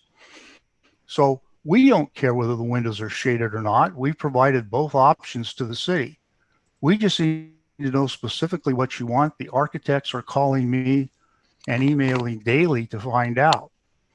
So I'd be glad to answer any other questions you have on the project. I think I'm fairly versed on it. And I was certainly unaware that you've got questions or had comments that have gone unaddressed. Well, Mr. Shakwa, if it's something as simple as the color scheme or just certain materials, or these the encroachment permit or right of way, if it was that simple, why is that still not done? We have been trying to get it done, and we've been relying upon the architect to get these concessions or agreements. They're really not concessions at all. We haven't asked for anything. But if you'll take a look at the agreement that was prepared by Hilda and suggested by the architect, these are extremely minor conditions. There's no money deal here. There's nothing that costs the developer any money. And frankly, there's plenty of money to do a quality project. These 2 buildings will have the highest energy ratings in Madera. You won't have a single building. They've got photovoltaic. They've got, they're really state of the arts, and they're commercial looking, which is not standard for us. Typically, we do residential looking buildings and typically much bigger projects. It's my understanding, though, that it's been a number of issues, and I think now we're just down to these last minor ones. So it's not like for the past weeks, as you said, being back and forth with the city, that it's just been these very same issues. It's been a number of issues, and now this is kind of what we're down to, is these last few. Is that correct? Yes, this is the last few, but the other issues I have regarded as minor. And I haven't been involved directly in that because that's not, my pay grade is to be involved with the specifics of the design and the issue. But the Pacific companies, I think it's a mischaracterization to say that we've drug our feet in any way. We've been pushing this thing like crazy for the last year and a half, trying to get in a position to start construction. But you've got you've got all these various funding sources. The state's been delayed on standard agreements. We have project-based Section 8 on 30 of the 48 units, which is not easy to work through the housing authority. I've done all those documents myself and gotten approvals by the federal government because they really, frankly, don't have the staffing to understand how this stuff goes together as easily. So we've been providing counsel to them on how to get it done because I've been doing these things for many years. So we got that all approved, or the construction and takeout financing has actually closed. So we'd have to go back to everybody where we already have contracts and try and get them to do it. But I'll tell you this, Pacific companies won't proceed with the project if you're not happy, and they're not going to proceed with the project if we don't have agreement on these issues by the time we get to these issues. I really think that if you'll hold the recording of the document, the subordination agreements for a week or 2, all of these minor issues can be resolved. Pick a color on the elevations. Does anybody have on staff the elevations that were provided 2 or 3 weeks ago by the architect with all the various color palettes and schemes? There's nobody, Mr. Shakwa. No, I can speak for the council when I say that every member of the city council, as well as our team, would love nothing more than to move forward and progress. We've had a number of meetings, and we're very, very excited. We presented this to the community, and we know that there's bumps in the road, if you will. I think the issue is leading up to the timeline where we're still not where we need to be, but yet you want us to approve something. And as an elected official, as a policymaker, it just gets to be very difficult to say at this point, we need you to trust us and say, yes, approve it, even though we still have not come up with these things. And as I mentioned before, if it was just these minor issues for the last 6 or 8 weeks, there would not be a problem. It's just been other issues from the architect, as you say, and it doesn't sound like you're speaking for the architect where the issue lies. That's the uncomfort level. But before I go on, I'm going to ask Councilman Montes for his comments. And I just wanted to add to that. The reason why council is asking, or why I'm asking, you said you don't care what it is, but actually we do, and our community does, and they're going to hold us responsible at the end of the day if we don't deliver, or you don't deliver on what was promised and what was presented to them months ago. So this is why we're asking these questions, so that we can hold all parties responsible and say, okay, what was the product that we were promised, and make sure we get that product. So that comment was a little concerning, where, I mean, you might not care, but we care. I know every council member here cares about what goes up in the city of Madera. But I do care, and I've done many projects, and I represent, with my other hat, I've been a housing authority director for over 20 years. I've worked for 3 public housing authorities. I've done developments for cities and counties. I still represent counties and cities in terms of my consulting practices. The Pacific Companies builds a Class A #1 product. Take a look at the projects we've built, including the one in Madera that we built 8 or 9 years ago. They're Class A #1 projects. The elevations on this project are absolutely gorgeous. And frankly, I was surprised that anybody even questioned them, because I thought they met all of the requirements, as did the architects. When I say I don't care, I mean I don't care which color the buildings are, because we've given you all kinds of options and color palettes. And if somebody could share the screen, I mean, if somebody could show those elevations, which I'm not prepared to do right now, that were presented to staff just a few weeks ago, it would be fine. We're not holding anything up, Mr. Mayor. We're ready to go. All of these have been through plan check. We actually have the fees. We're ready to pay the fees. We're ready to start the project. These things came up because we couldn't get this, frankly, through planning, because planning didn't believe they were in compliance with the precise plan. And I didn't know why, in reading the precise plan, what specifically the elements were. And the architect has mentioned that they've done other projects in Madera in the past. We inherited the architect because this project was started by a nonprofit that didn't have the net worth or the expertise to file the applications with the state, which was why we were invited in by them. Right. So that being said, why don't we hear from Mr. Conti from our planning manager? Right. Thank you, Mr. Mayor. I'd be happy to share screens with you in regards to what was the approved set of plans via the precise plan process that was considered, then ultimately the product that was presented to and through the process of the construction plan sets. Give you kind of feel what has transpired. We have a responsibility to review the plan sets as far as planning goes, to ensure that the plans meet the series of conditions that were laden in the precise plan approval process and the illustrations that were part of that. They were very clear as to the type of architectural design. They were very clear as to the number of units, so on and so forth, as well as what the elevations were to be represented by, all the way up to the point of colors.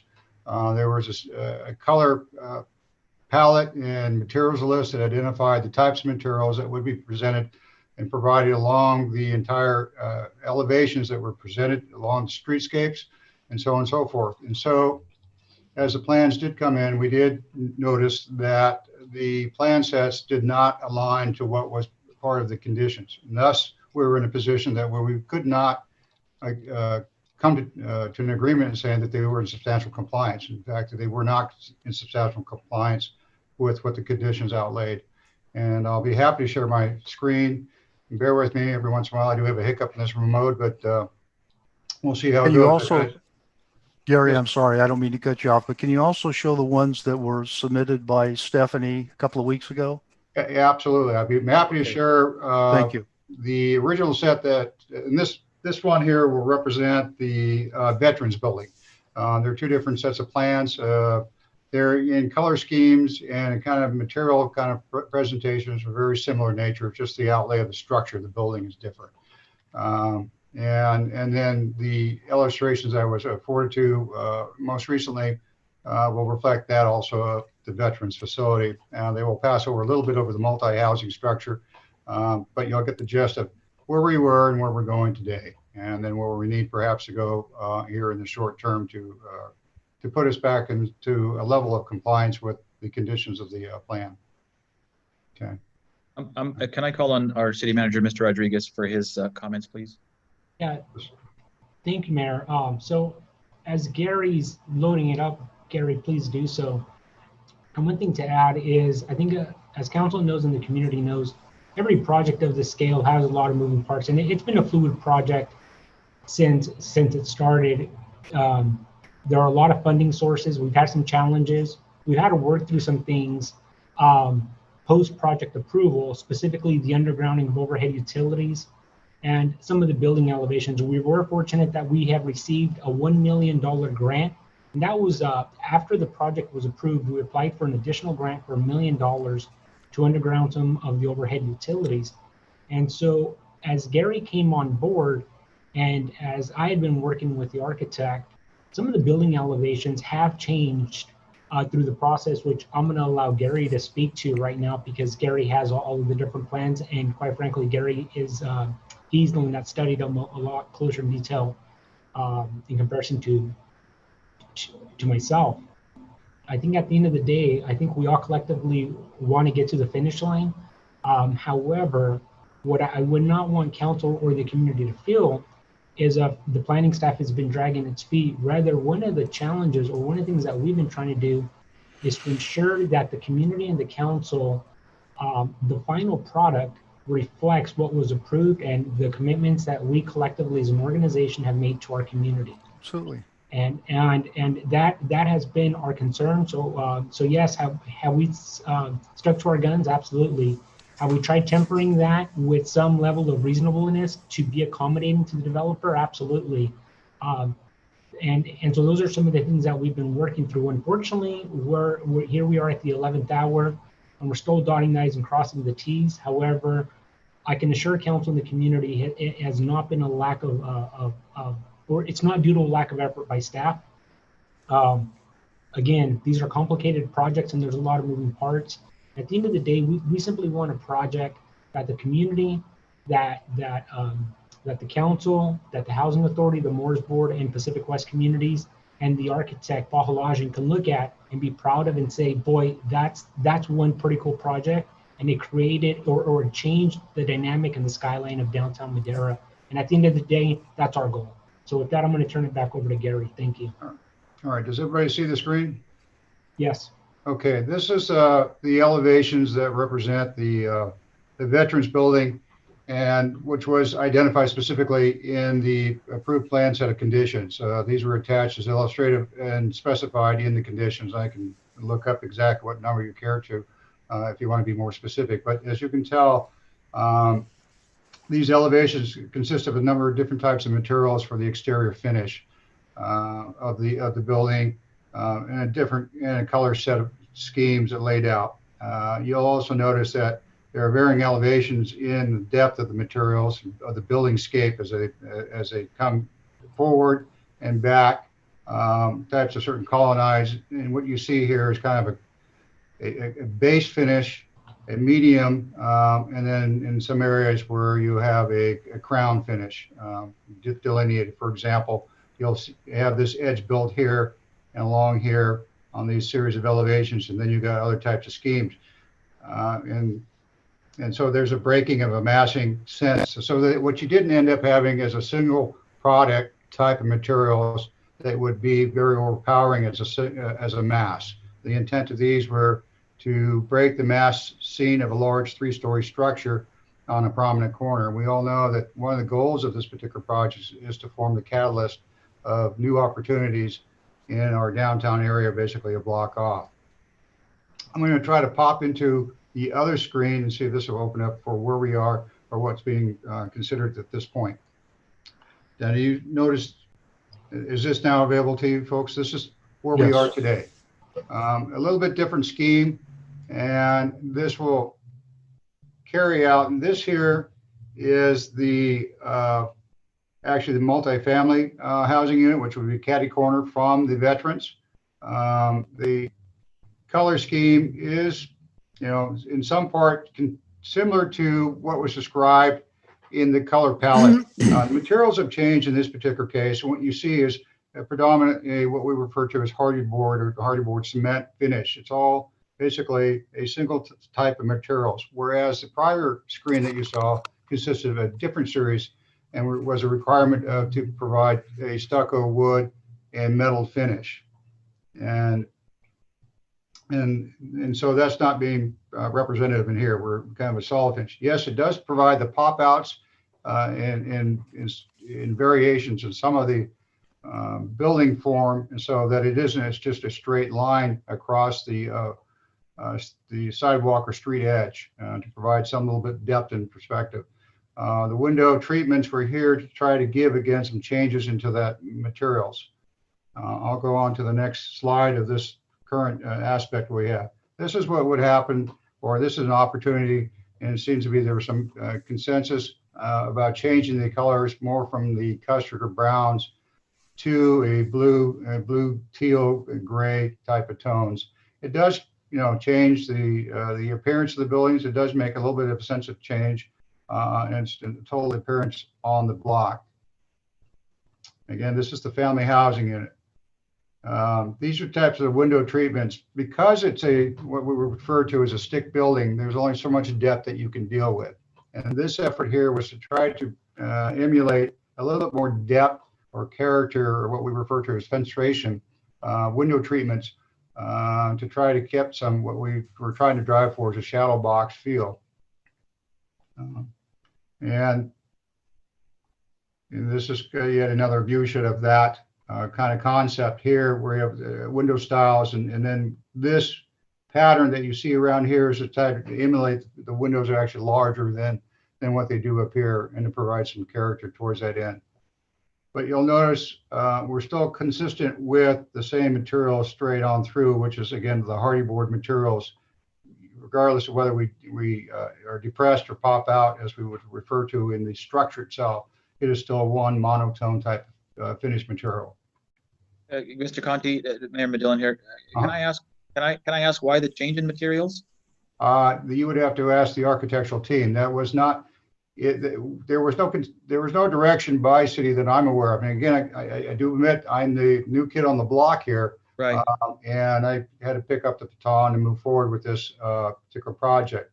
I don't have records that would indicate if there was a direction by any prior staff members to go to this approach as to what was originally directed by the conditions of approval on the Pacific plan. Mr. Rodriguez, can you speak to that point? Because if there was no direction from city staff or council, can you share why the change in materials? And I'm really concerned about the longevity of these new materials. Yeah, and thank you, Mayor. I'm not certain why the change was made. To my knowledge, that request was not made by city staff.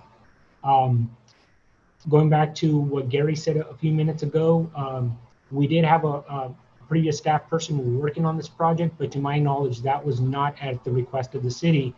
Rather, I've actually asked for the exact opposite early on, to add different building materials, because what it does is it breaks up the plane breaks of a building, and then on top of that, it stimulates some type of some form of visual interest in the building. So generally, what you try to do in building designs, especially in a building to break up the massing of a building, is you try to incorporate additional building materials. And I know early on, that was one of my requests. In this particular case, it appears that they've gone to a lap siding, whereas the initial approved site plan or building elevation had, going back to what Gary said, I think it had a total of 3 different building materials. It had the stucco, it had some lap siding, and I think it had some metal as well. And that's what's shown right there. So, so if you take a look at it, it had a wood-like finish. It had some hardy board, and then it also had some stucco. And then it had the metal colonnades that are visible on the bottom elevation on the 5th Street exterior elevation, and on the top right where it says C Street elevation. That's the elevation that Mr. Arnaldo Rodriguez is speaking about. Right, So, and to Mr. Shakwa's point, when Mr. Shakwa, you said these small items that are before us, you said that more materials.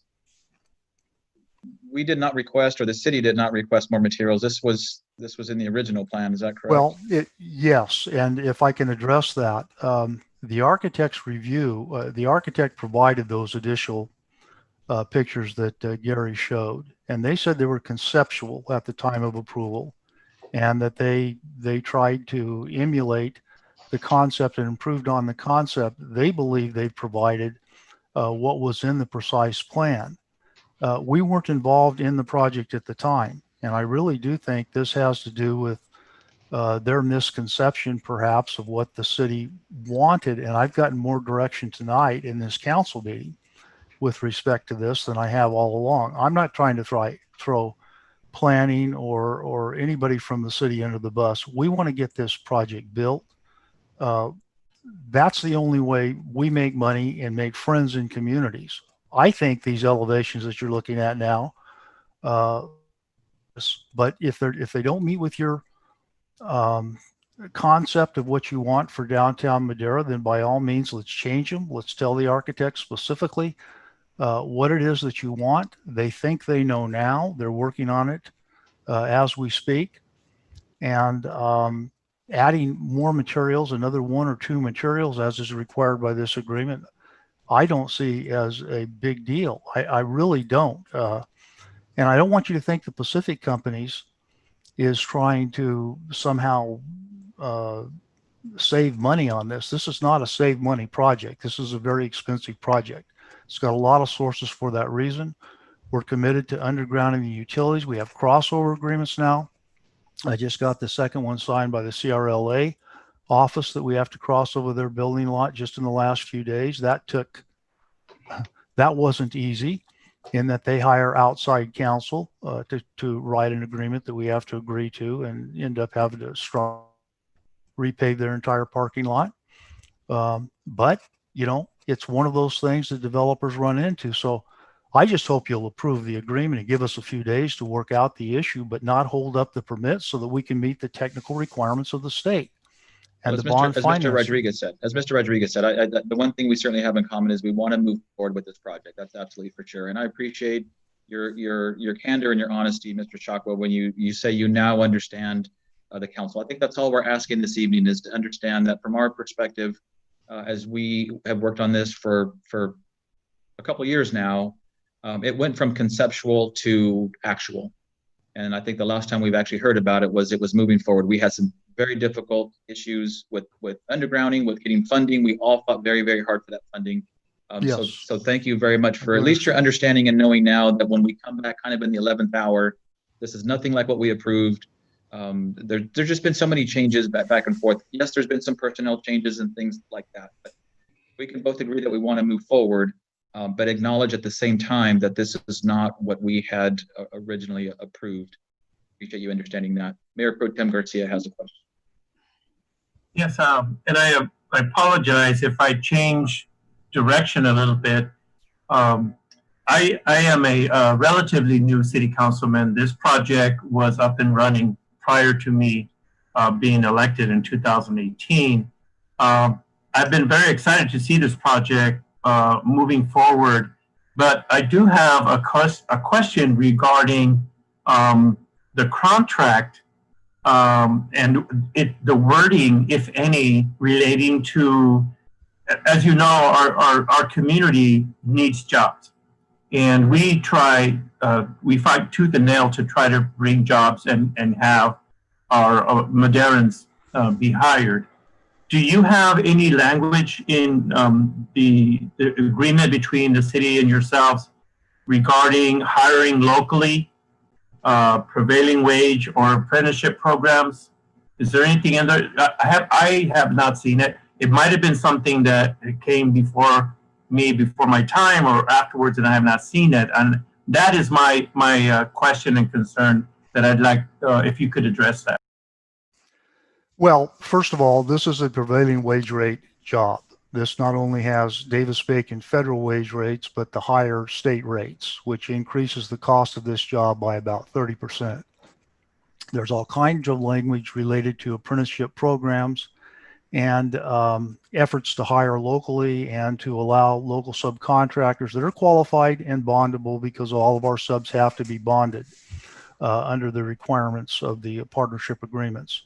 So there are hundreds and hundreds of pages of agreements, but many of those address your issues. There is no specific requirement that we hire anybody that isn't qualified or isn't bondable. But yes, there are apprenticeship issues in here, and there are requirements with respect to prevailing wage rates. Absolutely. And all of the local contract or subcontractors like concrete and so forth that that have the ability to bond will be solicited, as we've done before in Madera. This also has a Madera engineering firm is involved in it. We were asked specifically when we entered to hire a local engineering firm, which we did. Not a firm that we've worked with in the past, but they've turned out to be excellent and frankly cheaper. So we're glad we did. But I'm not part of the construction people. That's Pacific West Builder. So, you know. Well, if I may, and please do not send me hundreds and hundreds of pages, because I guarantee I will not read it. If I could have pertinent language provided by either yourself or the construction companies regarding the language, I would appreciate that, because that is something that I would be very interested in. Right. We can provide that, and we can provide you the state documents, because every one of these, from the cap and trade money to the the tax credit money doesn't, but the bond requirements that bring in the prevailing wage rate issues have that specific language that the state requires, and we're audited on that. Right. Thank you, Mr. Shakwa. Thank you for those comments. I'm gonna, if there's no final comments, I see maybe our city manager may want to. And the city attorney. Yes, Ms. Montoy. Thank you. Just to clarify, this has been a very long and detailed project that's gone on for many years. I've been with you for a year, and during that 1 year period, numerous things have come in.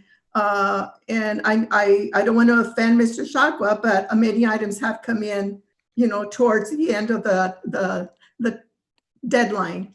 And this came into my office last Wednesday evening when Mr. Conti came in and said, I'm very concerned. I have this very important project. It's very important for the city staff, management and the city council to have it move forward, but I have plans that do not meet the requirements of the precise plans. The conditions just are not met. And on the other side, the developer is required to have a building permit in hand by August 14. What can we do? You know, and Gary is new, and he was not about to just issue a building permit because he likes the project. So we discussed how we could approach it, and we came up with this agreement. It's very narrow. All it has to do with is the fact that the plans that have been submitted to the city do not meet the conditions. And so what can we do so that they can get a building permit by August 14th? And so it sets forth that what we can do is that the city will issue a building permit by August 14th. However, the developer must agree to thereafter, not far after, but start submitting plans and details and working with the city staff to ensure that there is compliance, that there is consistency with the precise plans and their conditions. And so that's what all that the agreement is intended to do.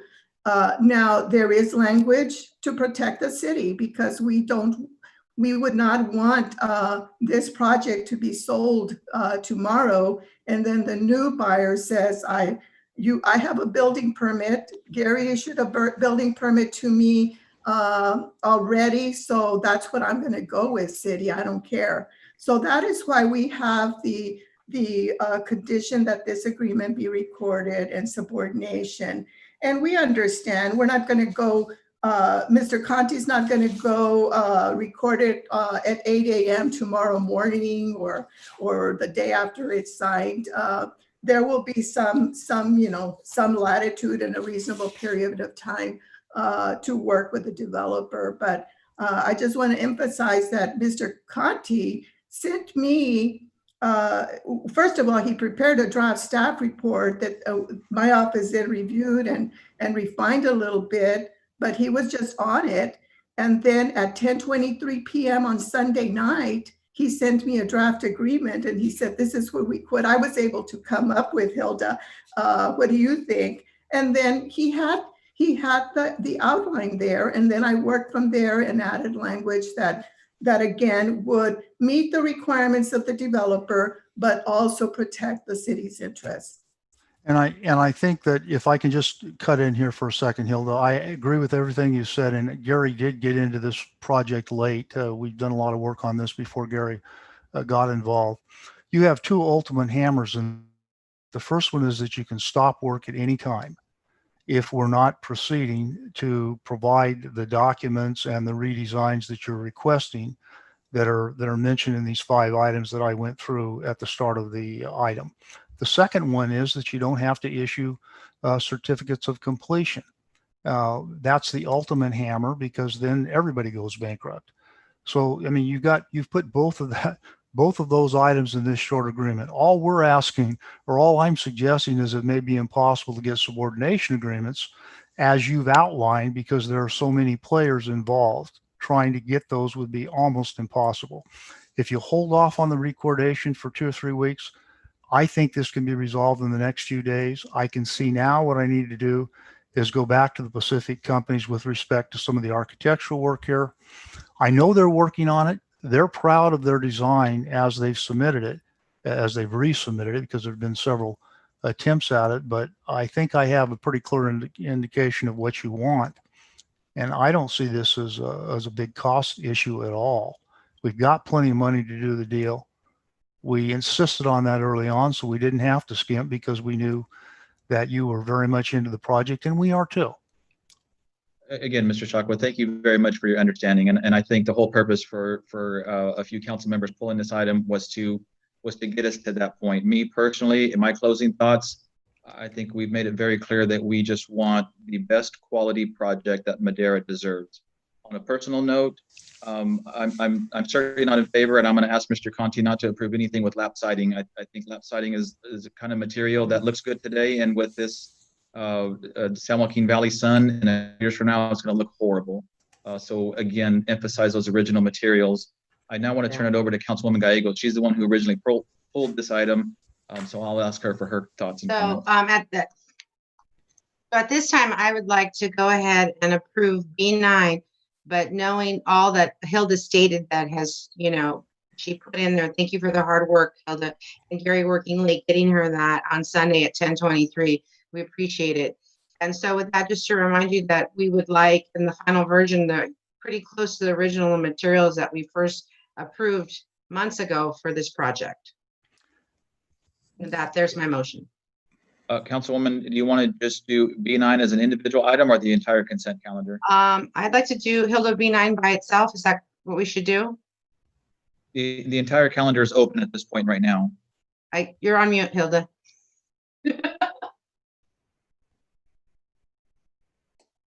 You can go ahead and approve the entire consent calendar. Okay. Then with that, I motion to approve the entire consent calendar as presented. Second. Been moved by Councilwoman Gallegos and seconded by Councilman Rodriguez to approve the consent calendar as presented, of course, including the discussion regarding item B9. All those in favor signify by saying aye. Aye. Any opposed? That motion carries unanimously. I too want to thank you, Mr. Conti, for all the information and bringing this up to date in a short period of time. And you too, Mr. Shockwell, thank you very much for being with us this evening. Thank you. Thank you for your consideration. And I'll go back and tell them what you said. Thank you. Thank you, Mr. Shockwell, for listening. Thank you.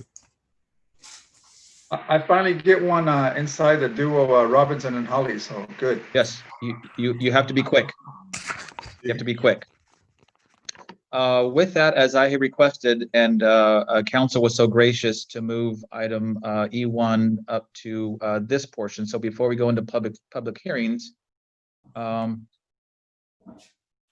let's first thank Mr. Kalpakoff and the team at Mid-Valley. This is item E1, which has moved up the Mid-Valley disposal first and second quarter updates by Ms. Kwok. Annette, good to see you again. Nice to see you. Nice to see everybody. Welcome. Welcome. I'm not even there. Council members, Mr. Mayor. I wish we were back to normal, but what's going to be normal? I do have a slideshow.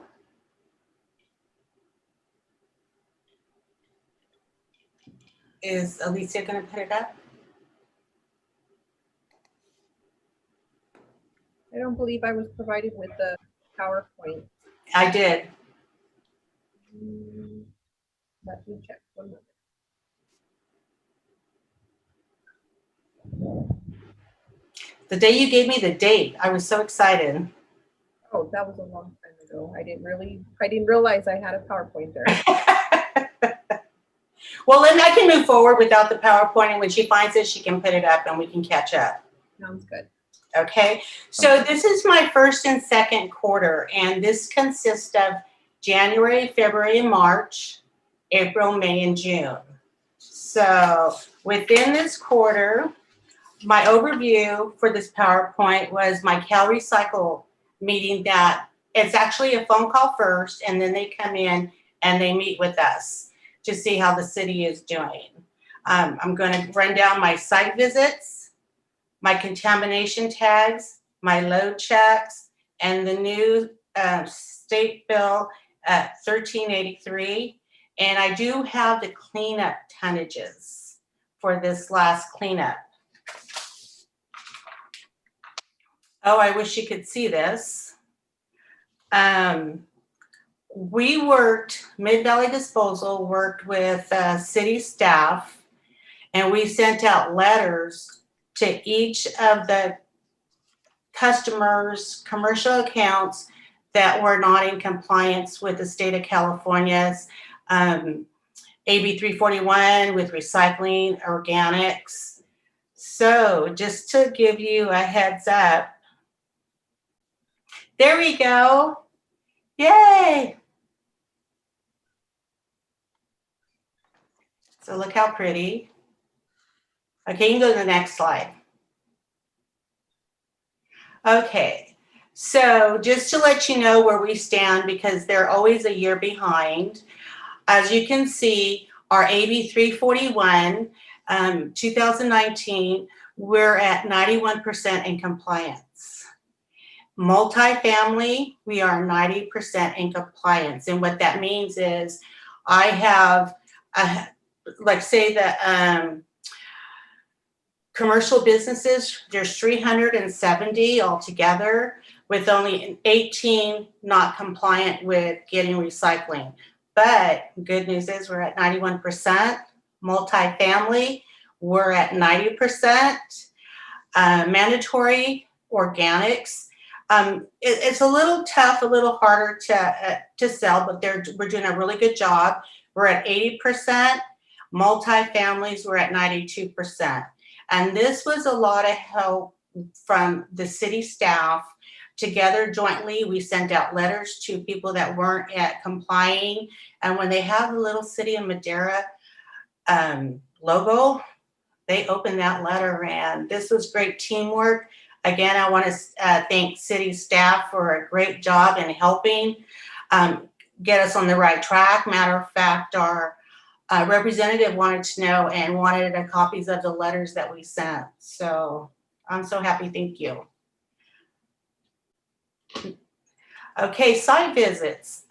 Site visits are still a priority, even though with the COVID, we're distancing ourselves, we're checking the bins, we're not going into meeting the customers at this time, but altogether I've done 304 commercial site visits, 171 organic site visits, and 75 multifamily site visits. So we're still out there hitting the pavement, doing our best to make sure everybody's doing things safely. Go ahead. Okay. CMAP. This is our contamination program. The first and second quarter, commercial accounts, I only had 47. And these are what is called contamination. As you can see, the recycle bin has a lot of trash. And so what we do is I give them, the customer, the option. They can remove the trash and go on as a normal pickup, or we can pick it up as trash. They're charged a little bit more, but not too much. As you can see, this little cart right here is a little overfilled. If they were to cut it down a little bit, it would have fit perfectly. And when I see stuff like this, overfilled trash, I go and, I try to call them because, we're not getting together, and let them know that they need to increase their trash service. Okay. And as we're distancing ourselves, we're doing load checks. And actually, this is pretty amazing. This is a Wednesday area. I go and check to see how the recycle area is doing for residential. And as you can see, it's actually pretty good. We're at 87%. I'd like to get to 99, but that overachiever thing kind of kicks in. So what we do is just after we see the area, we'll go and mail them out flyers. We'll leave them at their door. So this is a pretty good program to see how good our neighbors are all over town are doing. And that's for recycling. And this is green waste. So green waste, as you can see on this Wednesday area, is 92%. And as you can see, everything goes over to our compost facility in Kerman. You can see they're doing a great job. Great job.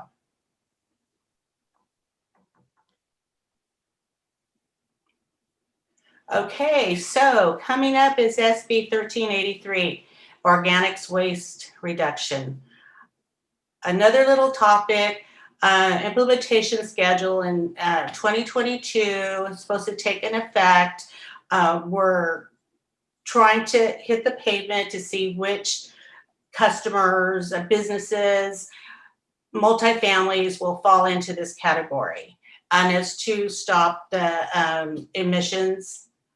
Next slide, you can see a better idea. Oh, sorry, should have switched, but this is good. This is our when we had our cleanup, when I did the report the last time, I did not have the tonnages for the cleanup. So just to compare, in 2019, look at the mattresses. We had 1,232 mattresses that we picked up. And this year we had 2,435.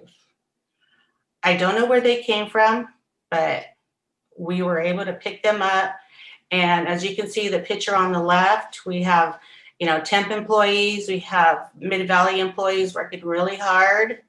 And that stretches for a long way. So, okay. Any questions? Do I have anybody that? Let me get my screen back here, Annette, and see if there's any questions from council. I don't believe I see any hands up, but I do have to thank you because pre-COVID, you and your team, Annette, just blanket Madera from the school district to the city.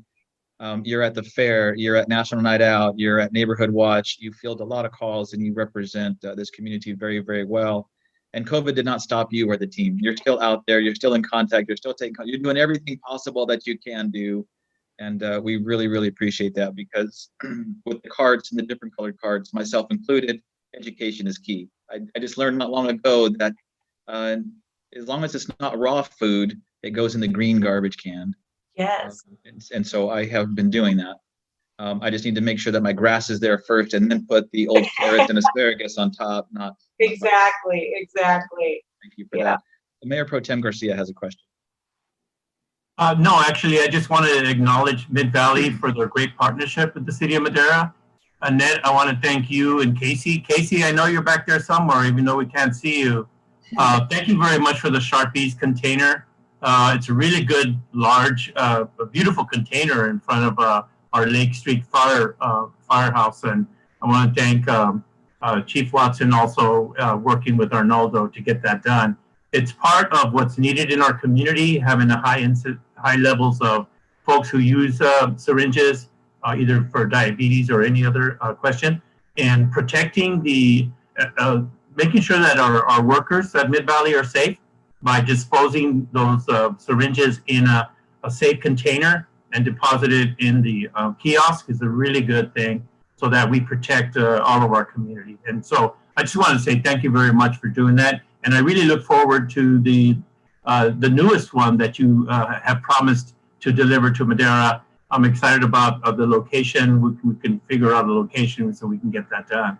So thank you very much for that. You're welcome. And like I explained to Mr. Garcia, that we did have it serviced yesterday, and it was 4/4 of the way full. It was clean. The driver that services it came by our office and told us they were really happy. It's a good location, so good to go. Great, Annette. Thank you very, very much. And Mr. Kalpikoff, thank you and your team at Mid-Valley, and Casey as well. We really appreciate you and the partnership we have with the city of Madera. And thank you for your patience. No problem, always. Bye, everyone. I miss you.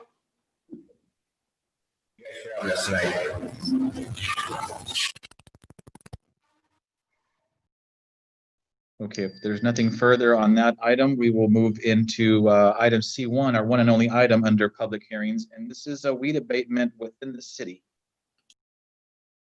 Good evening, Mayor Pro Tem, and Council. Tonight, we're going to present a public hearing regarding the weed abatement program within the city, and this presentation will be conducted by Lieutenant Josiah Arnold. So with that, Lieutenant Arnold. Good evening, Council. So, as the Chief said, we're here tonight to hold a public hearing allowing people to object to the proposed abatement of weed nuisances and to ask you, the Council, to adopt a resolution ordering that abatement to occur. As you know, uncontrolled overgrowth, especially this time of year, poses a fire hazard. In fact, one of the properties that was initially out of compliance had a fire in their property. So we have an annual effort to curb that problem. Of the 362 initially inspected properties, 23 were still out of compliance when those notices of violation went out, which was on March 26th. The deadline was May 10th, but we pushed that back because of COVID, and we knew that there could be some complications or extra hardships for people, but we balanced that against, of course, the public safety need to reduce fire risk. And so we reduced that number down to 7 parcels, which are still out of compliance. And so, of course, at the end of this public hearing tonight, we request that the Council adopt a resolution ordering the abatement of weed nuisances to occur.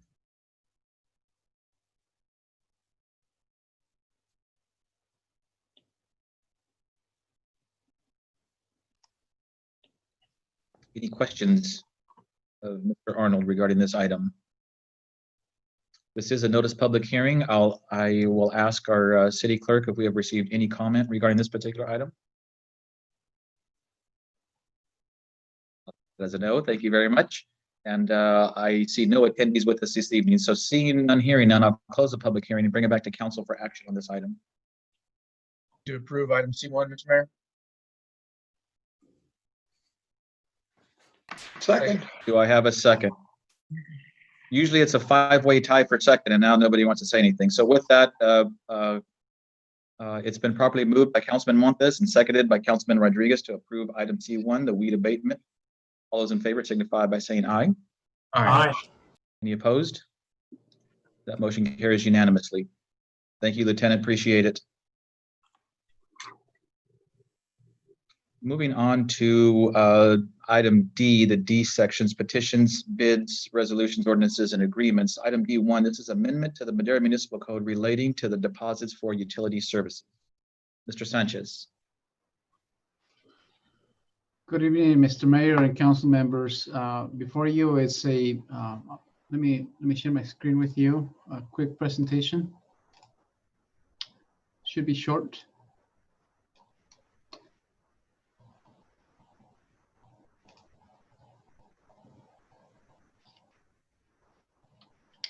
So before you is a proposed ordinance update so that whenever the utility billing customers pay the deposit at the beginning of an account, the proposal is that we automatically apply that deposit within a year of service.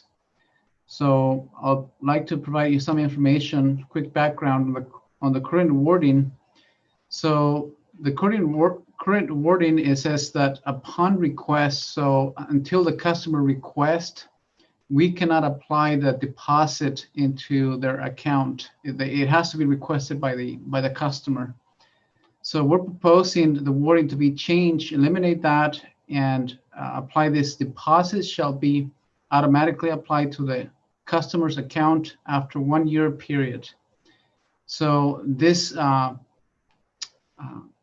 a change. So instead of waiting for customers, it would be, like I said, automatically updated, and it has many benefits for the customers and for the city as well. For the customers, most customers forget that they have the extra money once they do the initial deposit. It's useful during this time, during COVID, when there's a shortage of cash, sometimes on high unemployment. Some of the customers move out of the city and do not provide a forwarding address as well, so that's another issue. And so they miss on those monies. So those are the benefits for the customers. The benefit for the city is eliminates the cost related to processing refunds. It reduces administrative efforts related to the refunds. We also anticipate savings in interest expense paid to customers on deposits. And it also helps us on the cleanup effort for the during the utility billing conversions from the old May system into the Muni system. So it's just a win-win situation for both the customers and the cities by updating that wording. So with that, the recommendation is the council approves the ordinance amending that section so that we have automatic deposits after 1 year of the initial deposit. So with that, if any questions or discussions, I'm open. We're correct, Mr. Sanchez. Short and sweet. Thank you very much for that. Any questions of Roger on this particular item? Seeing none, hearing none with attendees, I'll ask our city clerk if we've received any correspondence or request via email. None received, Mayor. Thank you very much. If there is no further comment, I'll bring it back to council for action. Mr. Mayor, I waive further reading and approve the proposal. Second. It's been moved by Councilman Robinson and seconded by Councilman Montes to approve item D1 as presented. All those in favor signify by saying aye. Aye. Aye. Any opposed? That motion carries unanimously. Thank you very much, Mr. Sanchez. Appreciate it. Moving into item D2, D3 will be similar, but we're going to take them separately. Item D2, this is a project cooperation agreement between the City of Madera and the Madera Irrigation District, and this particular one is for the airport basin. Mr. Hellman. Thank you, Mayor and council members. This is in fact item D2, and it is for the Madera cooperation agreement between the City of Madera and the Madera Irrigation District relative to the airport basin. A little history of the agreements here. The first agreement relative to this item was approved on June 21st, 2000 between the city and MID when they entered into a coordination agreement. Little less than 3 years later, a supplemental agreement was approved. Much of what we've been talking about tonight is more relative to the supplemental agreement than the original coordination agreement. So I just want to go ahead and clarify that. Then on August 5th tonight, council will consider a new coordination agreement.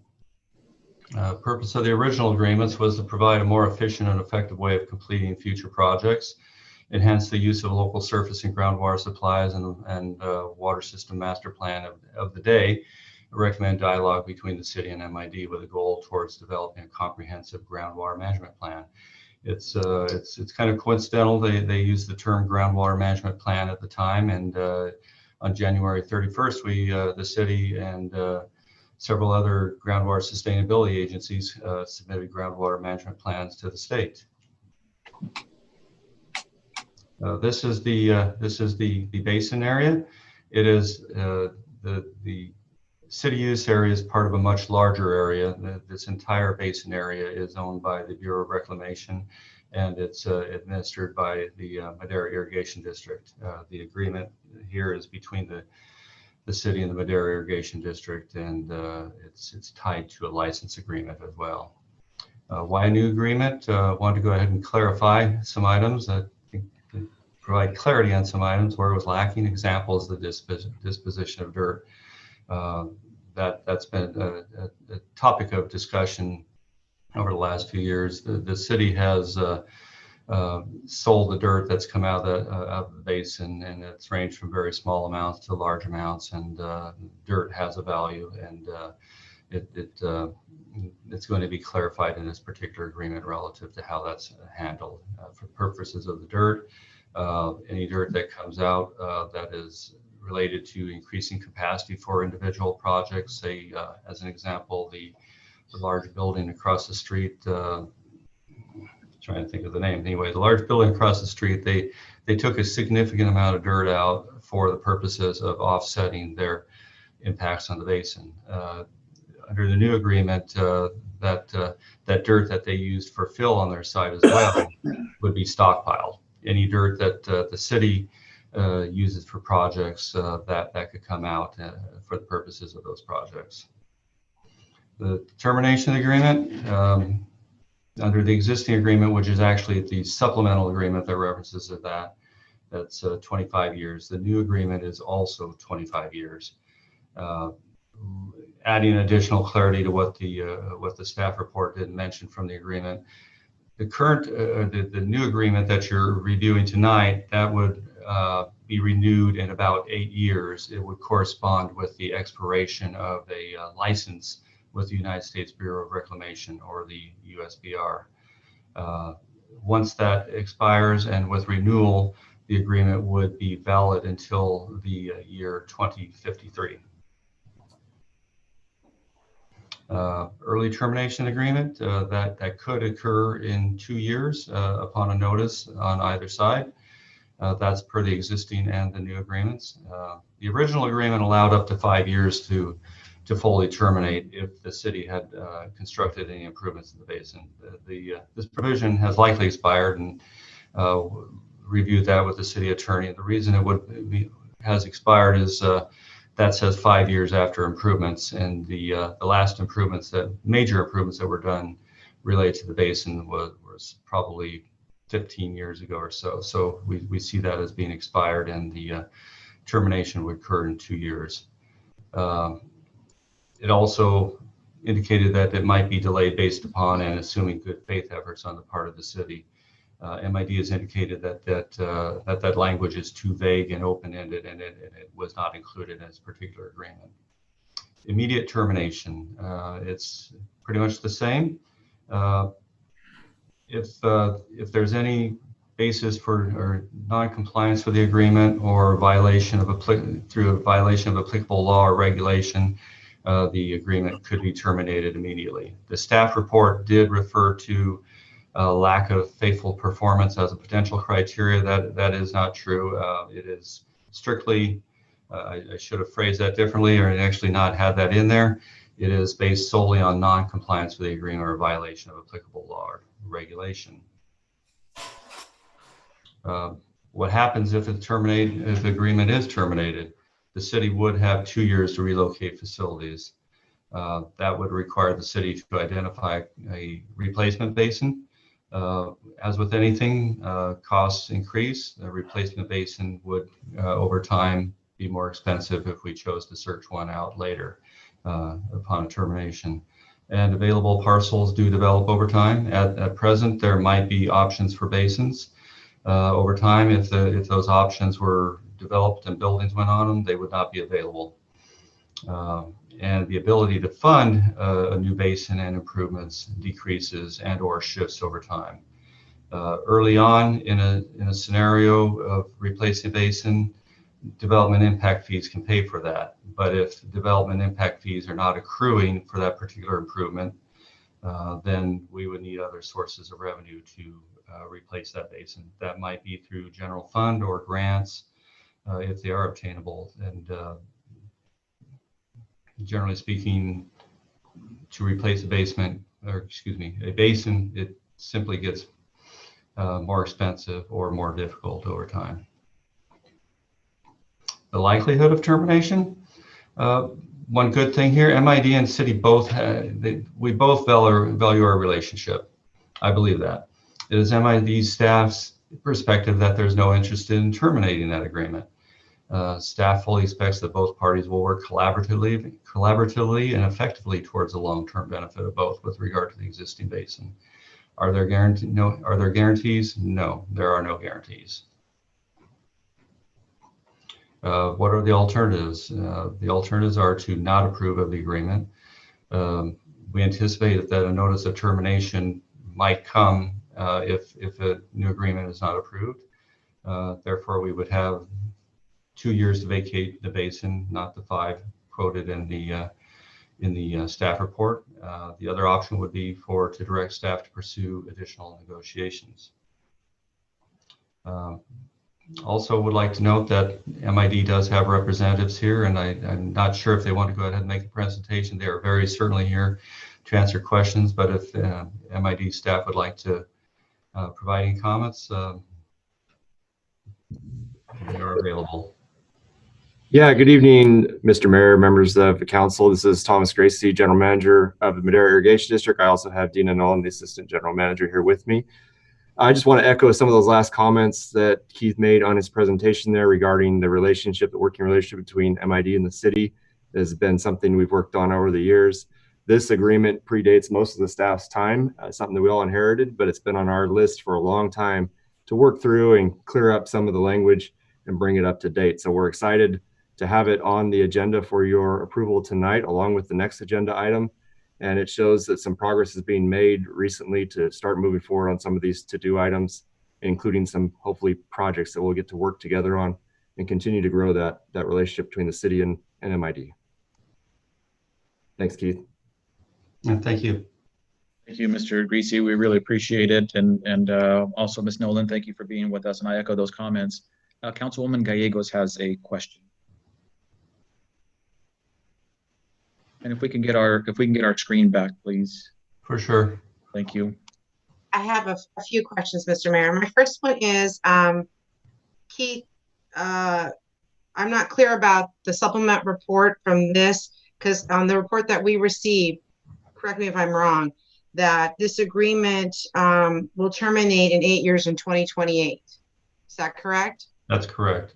Okay, so my question here is, well, we'll not terminate, it'll be up for renewal. up for renewal. So my question is, why are we entertaining this now if it's 8 years from now that this is going to be up for renewal? Why are we, I don't understand why we have so much to do right now. I don't understand why we're doing this now. It doesn't need to be done right now. That's the first question I have. The second question I have is, the Bureau of Reclamation owns the land that we are using with MID. Where is their fingerprint on this report or on this agreement that we're having in terms of agreement?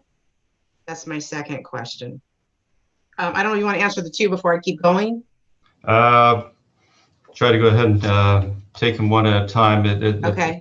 Potentially, MID might want to go ahead and discuss some of that. As I indicated, there are parts of the agreement that we want to clear up, or MID would like to clear up. For instance, the dirt work. We've had I'll call it a difference of opinion with regard to the disposition of dirt. That was one of the primary reasons for going ahead and doing that, settling up on that. As I indicated, and I understand the dirt part, but again, where are the fingerprints for the Bureau of Replication that owns the land. Where is that in the agreement with anything that has to do with the dirt? The MID might want to go ahead and answer that. I believe the license agreement is directly with MID. Okay. The license agreement is between the city and the U.S. Bureau of Reclamation. And you're correct, the Bureau owns the land, similar to a majority of the MID facilities that we operate and maintain. So the license is between the city and the USBR. Okay. And that current license expires in 2028, which is why the term of the current agreement now aligns with that license agreement. It ends in 2028 with an additional potential 25-year renewal, assuming that the city can get another license with the Bureau for an extended period of time beyond 2028. Who's talking now? It's Tom's screen, so I don't know who's. Yes, as I mentioned earlier, I have Dina Nolan, the Assistant General Manager. Oh, she has a different screen. And she's not, hers is muted, so I didn't know who was talking. She has a different screen than you, Mr. Gracie. Yes, she's joining me in the room so that we could. Okay. So if you could answer that first question about why are we going to this now if it's 8 years from now? The concern I have is the council members that are here might not be here in 28, and I know I won't be here in 2045. So we're making decisions for council members that in the future that are going to be here. And we as council members have taken up a lot of interest on decisions that were made before us. And so I as a council member are really careful to make decisions that somebody else is going to have to follow through on, because I won't be here in 45. So the question is why are we bringing this up right now? To me, it doesn't need to be done if it's 8 years from now.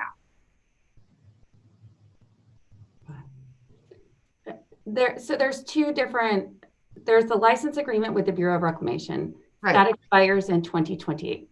Right, 8 years from now. Yeah, there are separate agreements between MID and the city of Madera related to this. Okay. Those agreements have different termination provisions in them, as Keith just went through. As Keith described, we've had many discussions with city staff over the years related to this agreement, and we just feel it's time to go ahead and clean up those discrepancies so that we're all on the same page. This agreement then will have a consistent timeline with the license agreement, as opposed to different timelines from the previous versions. Okay, that just still doesn't answer why we're doing it 8 years.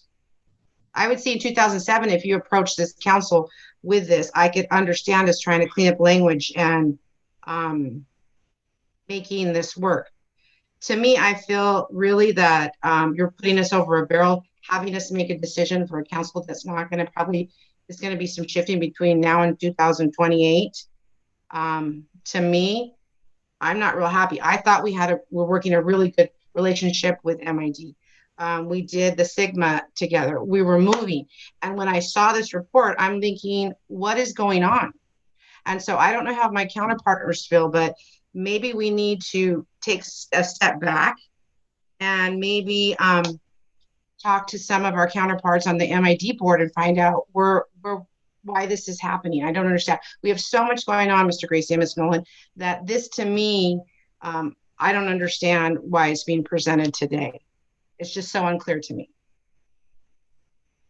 Well, on that note, I mean, if you'd like to discuss it with our board members, it is on our agenda for tomorrow. So you're welcome to come to our MID board meeting and participate through the phone I wish system. I could. I'm a school teacher and we just went back. So I'm thinking it's very difficult for me to get there. And I'm Zooming just like you probably will be for your meeting. So in the late notice, it's going to be hard for me to shift that. So I'm going to give my colleagues an opportunity to say anything they'd like to say. Thank you. I still don't think my questions are being answered, but okay, we'll let somebody else have the floor. Thank you, Councilwoman. There's three council members. First would be Councilman Steve Montes, followed by Councilman Rodriguez, and then Mayor Pro Tem Garcia. Thank you, Mr. Mayor. Yeah, so I'm gonna have to agree with Councilmember Gallegos. So Keith, a couple questions for you. So the main, or I guess it would be for everybody in MID as well. So the main issue is dirt. I mean, so is that a significant amount of earth that's being moved, a significant amount of money? What is the main issue behind that? Yeah, I mean, Can somebody explain that to me? Well, I'll start, and Tommy or Dina may jump in. Dirt, of course, has value. As I indicated earlier, and one of the things that the city had interpreted from the original agreement was that we had the ability to go ahead and that we had, I'll call it, the discretion to use the dirt for whatever purposes. The city wasn't using the dirt per se. A lot of what we do with that is we're working towards creating a larger basin, a basin that can accommodate the 100-year storm. As development occurs, the need for a larger basin continuously increases. Therefore, the basin increases. So one of the things we do is we do. Oh, we lost him. He did warn us. Yeah. Tommy and Dina, we lost Keith. Would you mind elaborating or continuing where Keith left off? We lost him somehow. So specifically to the soil, as mentioned earlier, that property is owned by the federal government through the U.S. Bureau of Reclamation. To take soil and sell it that's the Bureau, essentially Bureau land, that's something we had a concern with. If we have a partnership and we're utilizing it through the city, that's one thing, but to sell it for a monetary benefit, it was concerning to us. So we wanted to clear that up and make sure that we address that. It's one of our concerns. Okay, so I guess my question would be, so we have a ponding basin, so it's essentially a hole, and we want to put water into it. So if we make it bigger, I mean, we can't just put we'd have to store the dirt somewhere. Can everybody hear me? Yes. Just following protocols. I jumped onto Randy's machine. My computer may be coming on. I don't know. We'll wait and see. Okay, so continuing with the dirt work discussion, we removed dirt for a couple of different reasons. All of those relate to being able to create a basin that's large enough for the for floods that may hit the basin. Dirt is removed for every development. When they build, we ask them to remove an equivalent amount of dirt for what their storm runoff might be going to that basin. The other option that takes dirt out is when somebody wishes to purchase dirt, we sell it for, that's a fairly cheap rate. I want to go ahead and say it's less than $1 a yard or something like that. That also serves to get a larger basin. We use that same policy across all of our basins in town.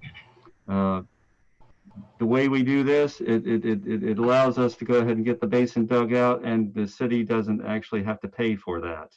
If we had to pay for the dirt to be removed, that's an additional impact on the development impact fee program. So it works out that way. In any case, there is a difference of opinion with regard to that, to the original agreement with regard to that, and the old agreements. They're 17 years old. They do not match current standards for what we've been doing in agreements lately.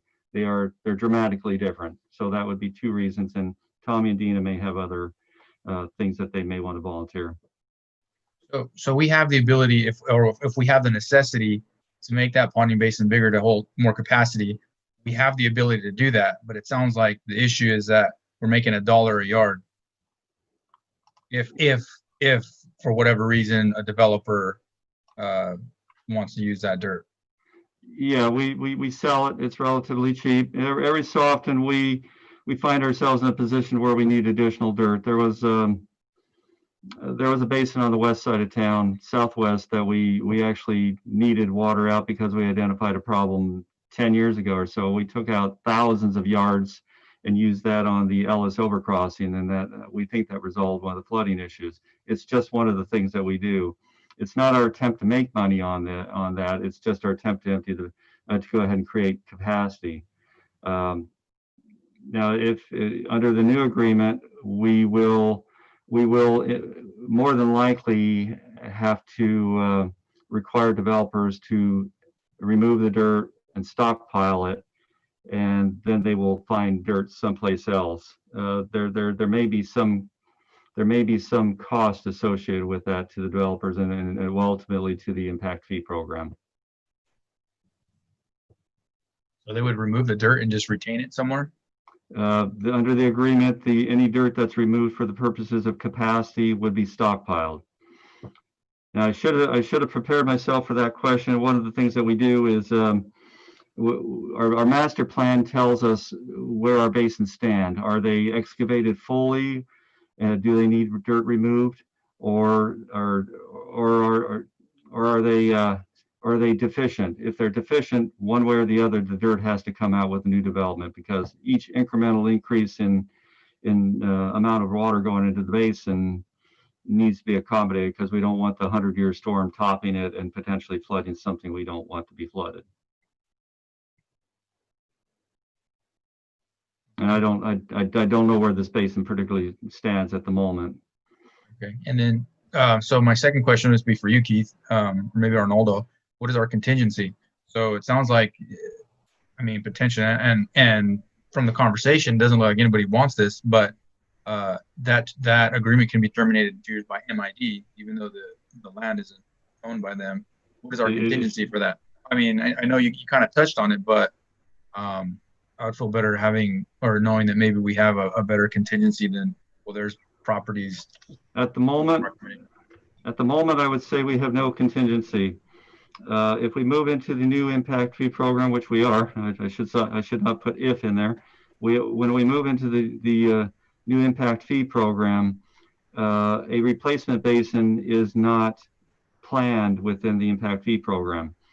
So if we did receive a notice to vacate in 2 years, might not be a big deal. 5 years, hard to say.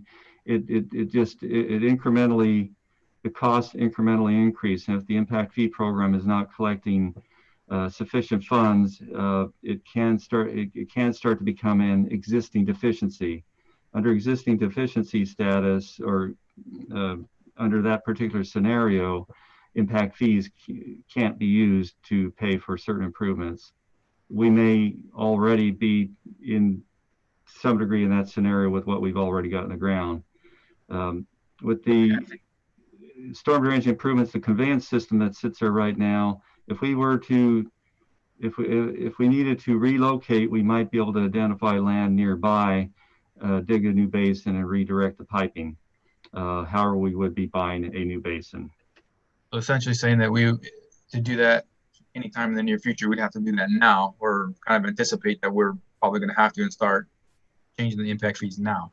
Logically, we would start accumulating impact fees with I guess you would call it an expectation that would be occurring. And okay, thank you. Thank you, Mr. Councilman. Councilman Rodriguez.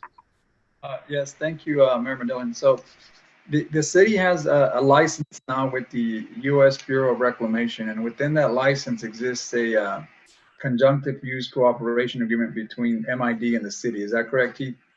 I'm going to go ahead and say that I'm yeah, well, sure I've seen the license agreement. That's what it states on your the recitals here. But anyhow, I think the issue with dirt here that I also had a concern is it's with respect with what is MID going to do with that dirt, because it does spell out on the new agreement. The language is pretty vague, because all it states is that, you know, for future use of the district, but not quite really spelling out what they're going to use the dirt for. Now, if there's an issue that the city is selling the dirt with their non-city projects, then what is MID's proposal with dirt 25, 45 years from now? So, I mean, I too would be somewhat concerned as to, you know, boards change. You know, what happens in 10 years with the new district board also might be something different. And I don't know what their intentions would be with that dirt. So if we relinquish that, what kind of loss do we have? Obviously, we all want to work together in trying to, one, create a basin large enough to be able to recharge and be able to supply water for future development. But I don't know that the language on their agreement is also very specific as what they're going to do with the dirt. I'm not sure if either one of you can answer that. That'd be Keith and or Tommy. I would not be able to answer that. They own the dirt under this scenario. So just a general comment to try to answer that, specifically what MID will be doing with the soil that's removed, that's stockpiled, is unknown. We have stockpiled soil throughout our distribution system to manage facility breaks, canal breaks, flooding events, etc. So I can't tell you what it will be used for, but I have to remind you that our facilities have been paid off by MID growers for over the years, for 100 years, or since the early days. So we've invested in these facilities to pay them off, which we have. And our concern is that soil being sold by the city or provided at no cost to a developer for their project is a concern. Now, we've agreed that the city can utilize some soil for their own projects, and we've included that in the agreement for the benefit of the city and our partnership. So we couldn't hold you for the same deal, correct? Meaning that we couldn't, it wouldn't be a vice versa where we too would say that that soil could not be used, but other than for MID purposes and or projects. Just to take a step back, just a reminder, the district has allowed the city to utilize this property and basin at no cost for, I don't know, I think how many years the agreement's been in effect.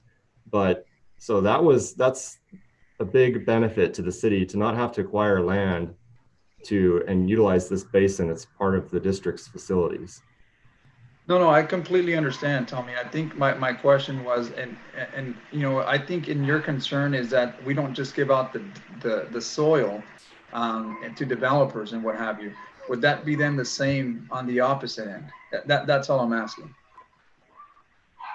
Well, other than capital projects that pertain to the MID. I mean, our fundamental concern is to clarify the document so that we're all on the same page and it's been updated. And that was our fundamental concern for the need to update this document. Thank you, Tommy. That Mayor Pro Tem Garcia and then Councilwoman Gallegos.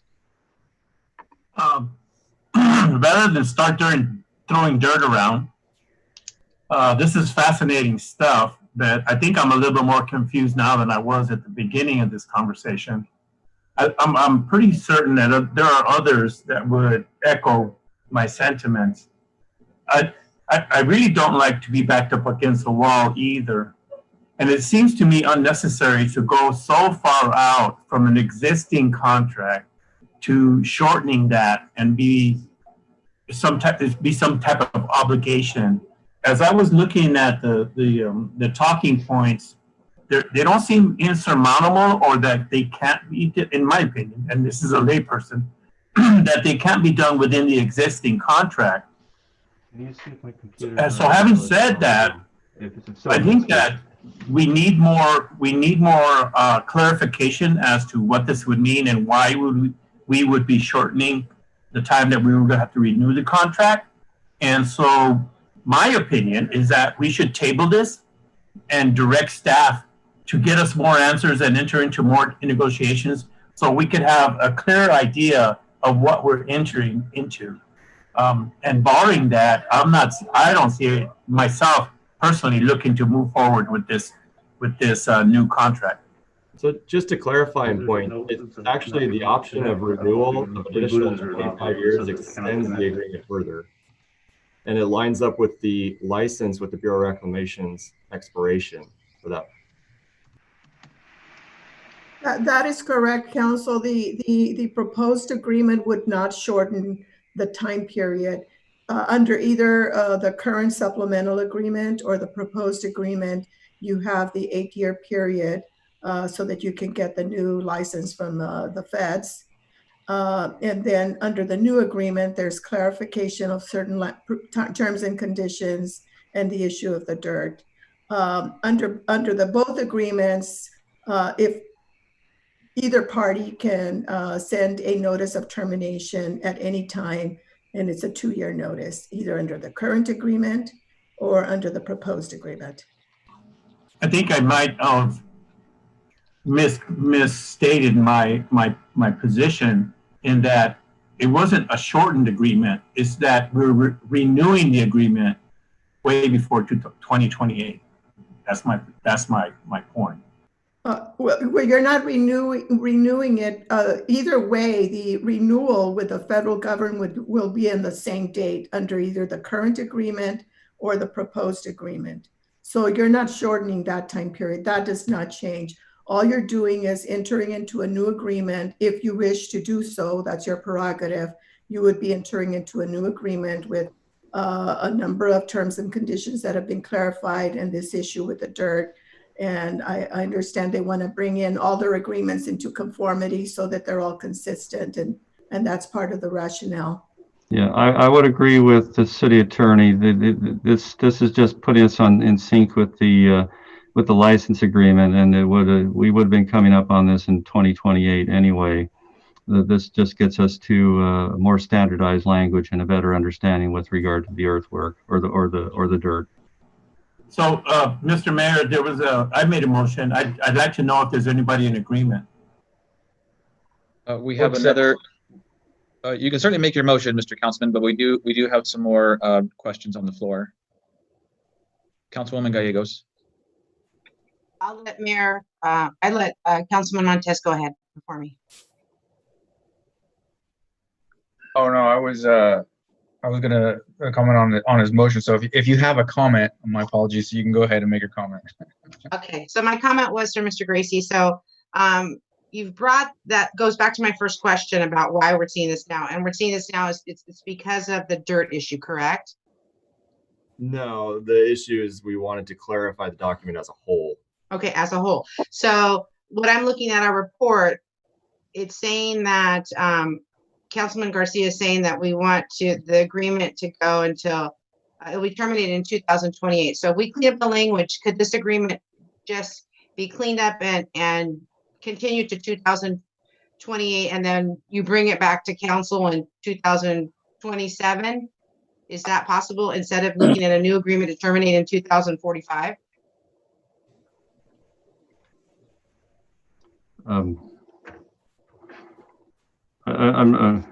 Could you maybe rephrase the question? It sounds like. Gracie.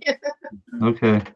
That's for Mr. Gracie. I'm just asking him, or maybe Hilda, if because they wanted to clean up the language.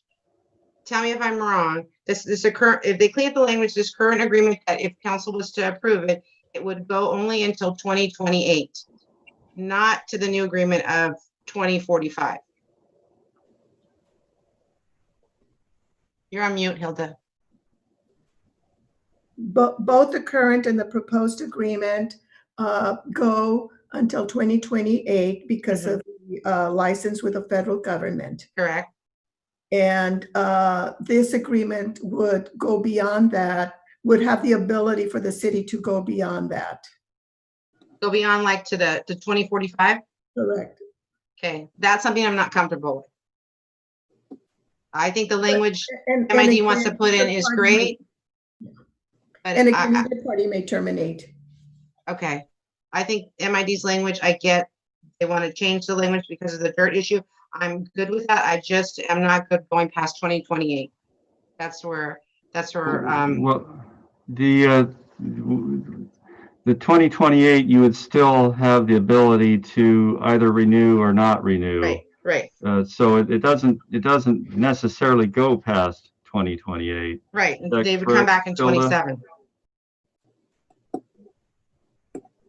Hilda, did you freeze or did I freeze? I'm afraid I froze. Okay. Oh no, she's on mute. Keith, did you have a question for Hilda? I did. You can ask the question, Keith. She can hear you. Okay, Hilda, the agreement doesn't terminate on 2028. There's the option to renew on in 2028. Correct. So, and then it goes for 25 years after that, based upon the assumption that we would get a license agreement with the USBR for 25 years at that point in time. There was that you agree with that? Yes, I think it's really a policy consideration as to whether council wants to, the staff wants to recommend an agreement that assures that the city will at least would have the benefit of a longer agreement with the option to terminate it, just like MID would have the option to terminate it, or once a shorter time period. That's going to be a policy call for you. Yeah, and the longer term agreement was actually something that staff was looking for. The longer term agreement, in my opinion, doesn't necessarily play into it anyway. As the city could approve of this agreement as it is, and still plan to make a decision to plan for a new basin if council chose to do so. Entering into this agreement doesn't necessarily change your ability to decide to stay in this basin or to select a replacement basin. All those options remain. The agreement doesn't have to go for 25 years.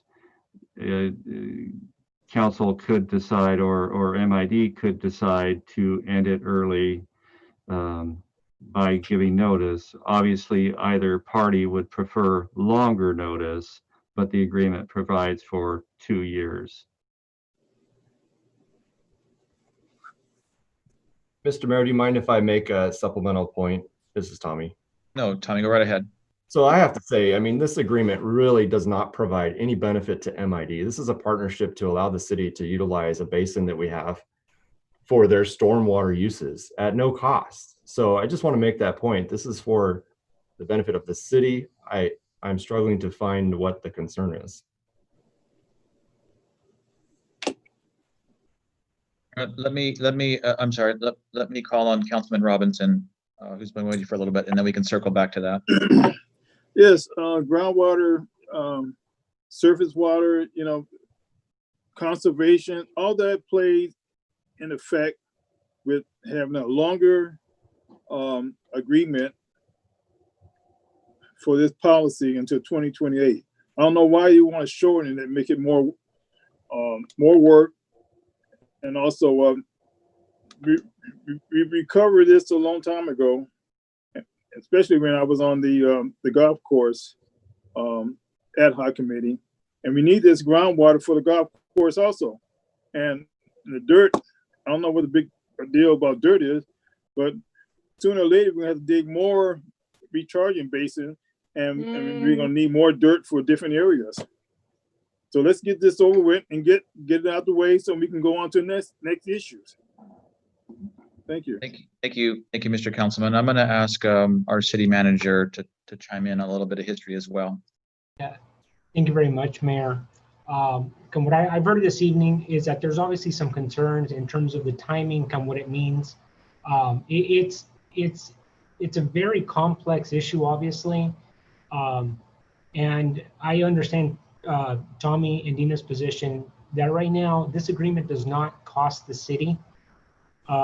Because they are they're allowing us to use their basin free of charge. I think from the city's position, it's always the fear of the unknown. What if MID says, city, within 2 years you have to move out of the basin?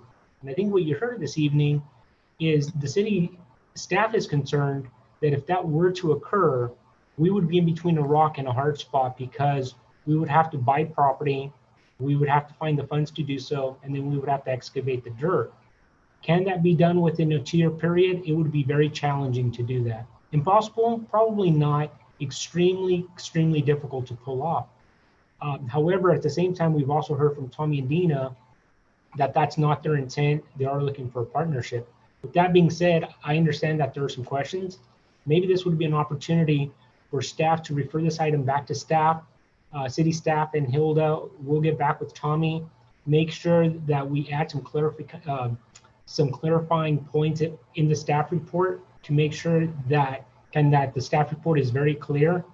We understand that there's a couple of different moving parts, and I think some of the confusion came out this evening, and maybe the staff report could have, or future staff report can add some clarifying items on there to make sure that both that MID, that Hilda, and at the end of the day, the city council has a comfort level with what any language is in the agreement. That's not to say that that's the only approach, but that's simply one potential option this evening is to table the item to a future date. City staff, Keith and Hilda, will sit down with Tommy and Nina to make sure we have the precise language and that it's clear. And that's not to say that the language in the staff report today is unclear, but obviously we could potentially add some clarifying points to make sure that council has a comfort level with it.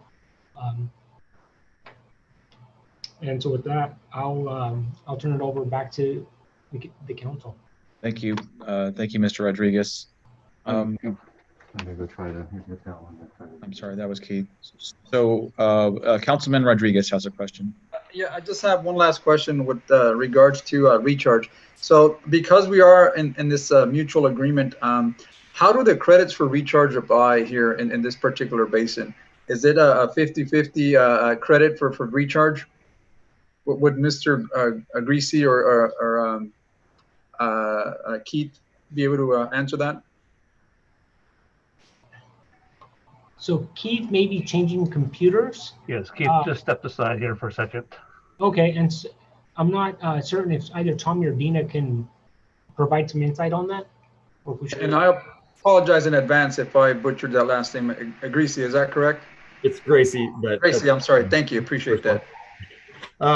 So the water that we bring in through the cooperation agreement, it would still be MID surface water that we are recharging. The city utilizes it as a stormwater basin, so disposal of the stormwater, which is separate from a recharge effort of surface water. So just to clarify again, the city would not have any rechargeable credits. It would be MID, correct? Unless the city were to purchase surface water and utilize that water purchased by the city. Thank you, Tommy. There you go. Alicia, have we? Do we have any public comment on this particular item? Share that, yeah. No. So not working here. So I'll bring it back to council for direction on this item. So I would like to second Councilmember Garcia's motion to table this with the, coupling that with the remarks that our city manager said. Bring this back, refer it back to council, and go ahead and talk again to Mr. Gracie, and then bring this back to us at a later date. My apologies, I didn't hear Mayor Pro Tem's original motion. So was that a second to what you had said, Mayor Pro Tem, or Councilman Montes, did you just make a motion? No, that was the motion he had made. So I was going to second it when Councilmember Gallegos continued the comment. Okay, let me, whoever made the motion, let me ask if you can restate that motion so we're clear on what we're doing. I, Mayor Pro Tem, make a motion to table this and direct staff to come back with us for more information. Second. Is there a second? Okay, it's been moved by Mayor Pro Tem Garcia and seconded by Councilman Montes to table this item and bring it back at a later date. I'm not sure if we're specific on a date or if we're just going to bring it back at a later date once staff can provide further information after meeting with representatives of MID. Yes, sir. That's it. Yeah, so we will try to bring this back to the next meeting. However, I definitely can't speak on behalf of Keith, Hilda, or Dino or Tommy, obviously, without knowing their schedules. And so can we try to meet as soon as possible? And if we can do it at the next meeting, which would be August the 19th, we'll bring it back. But if not, as soon as possible, if that's okay. Thank you. All those in favor signify by saying aye. Aye. Opposed? That motion carries unanimously. Thank you very much for that. And moving on into item D3, again, this is a project cooperation agreement between the City of Madera and Madera Irrigation District regarding the golf course basins.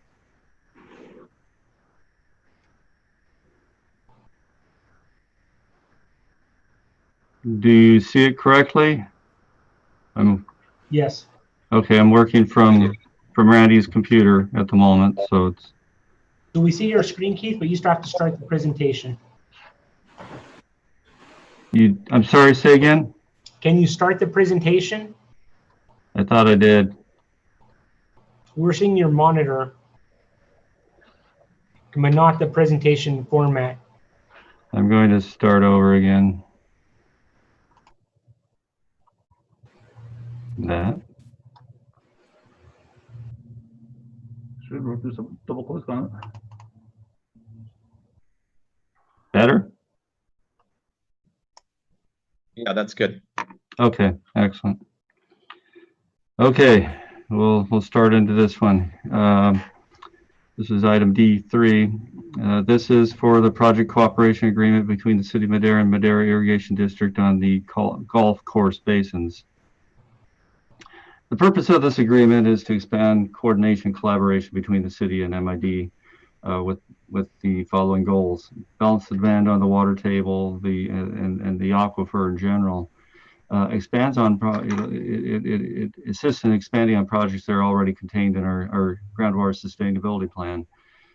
We have two projects in the GSP. That's completion of the water meters within the city, which we have a project coming up here in a few months. We were actually awarded a grant to go ahead and finish off those meters, as well as the Berry Basin, which is also a joint project between the city and MID. The successful examples already in place that do this type of thing is, again, the Berry Basin, and also a county basin that's north of Alice and east of Country Club. We have two examples. This can represent a third. The projects that we're talking about are the existing golf course storm drain basin at Road 23 and Avenue 16, and a water hazard. This particular map here shows the areas that we're discussing. Storm drainage basin is an existing basin on Avenue 16 and Road 23. MID, as part of the agreement, would construct a pipe to go ahead and drop water into this basin. In addition to that, the water hazard in this area would also be utilized to go ahead and provide for groundwater recharge. That particular basin would be filled through use of a new connection on Cleveland Avenue into the golf course system. The water would ultimately flow to this location.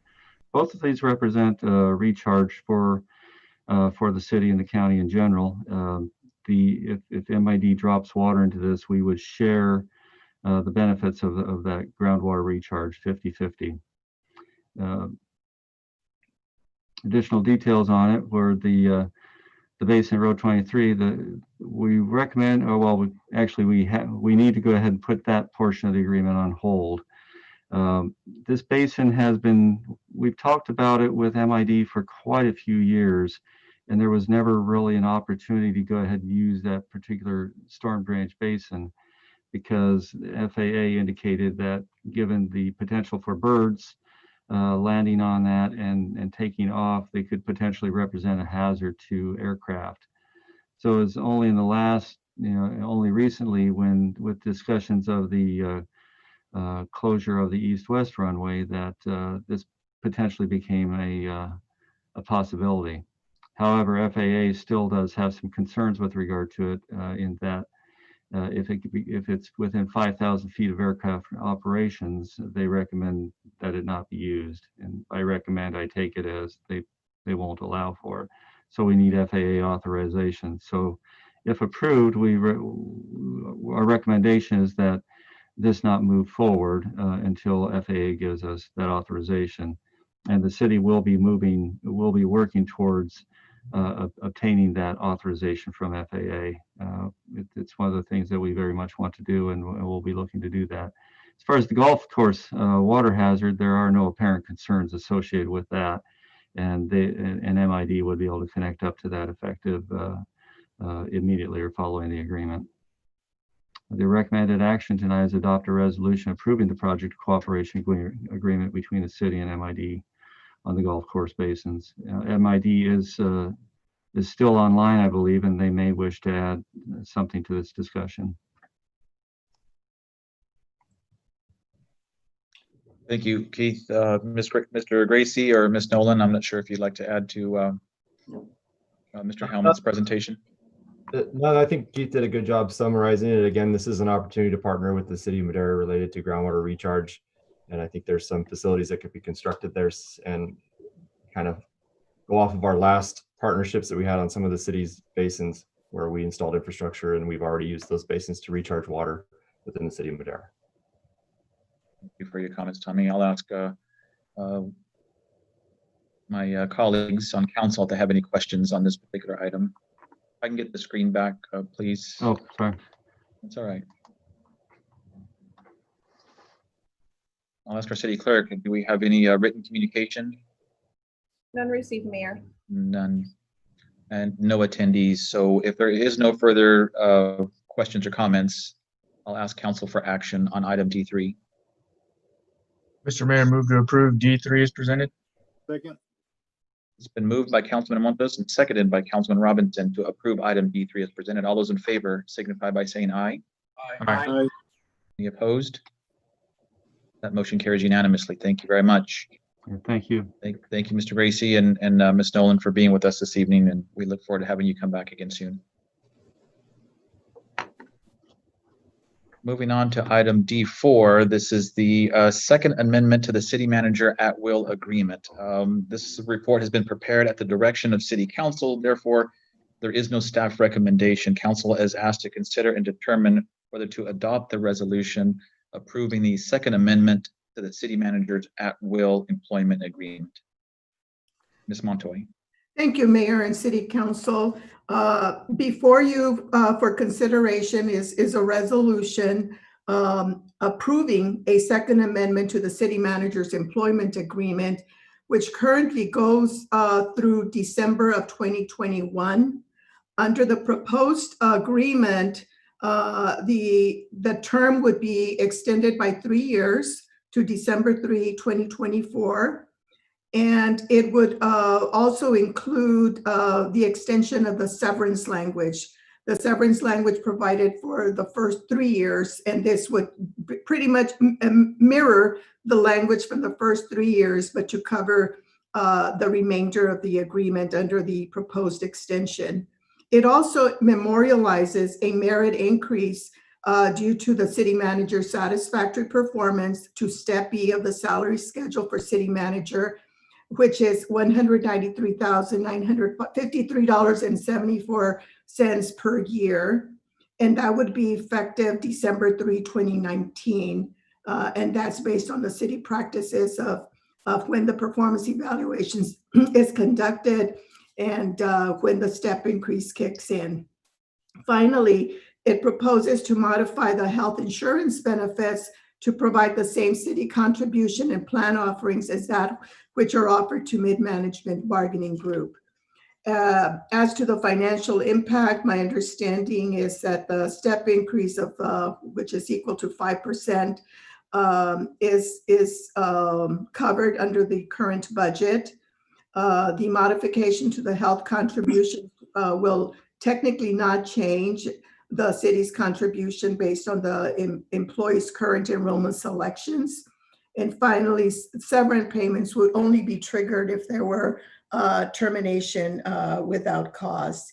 And so that is pretty much my report. And under, as you know, under the government code, the city council is required to make an announcement as to what the proposed agreement covers. And so I would turn it over to the mayor to read the language under the announcement in this report to the city council, which pretty much mirrors what I've said, but to ensure that we're covering what the government code says, I would request that the mayor make that announcement. And if you have any questions, let me know. Thank you, Hilda. I will read that announcement first, and then I'll ask council if there's any questions. Pursuant to Government Code subsection 54953C3, prior to taking action on this item, the council must publicly announce a summary of the action being considered. If approved, the proposed amendment to the city manager's employment agreement will modify the existing agreement as follows. The agreement will be extended by 3 years to December 3rd, 2024. For years 3 through 6 of the agreement, the employee will be entitled to 6 months salary and health benefits severance if separated without cause. The city manager's salary will be increased one merit step due to satisfactory performance to step E of salary schedule M, range 587, which is $193,953.74 per year, effective on his merit anniversary date of December 3rd, 2019. And the health insurance language will be amended to provide the same city contribution and plan offerings as for city's mid-management personnel. With that, I will bring it back to council for any questions. I will ask our city clerk if anyone has emailed in any comment on this item. No, Mayor. So moved to approve. Second. Been moved by Councilman Hawley and seconded by Councilman Robinson. If there's no further discussion, all those in favor signify by saying aye. Aye. Aye. Any opposed? Aye. Nay. We can have a roll call vote, please, Alicia.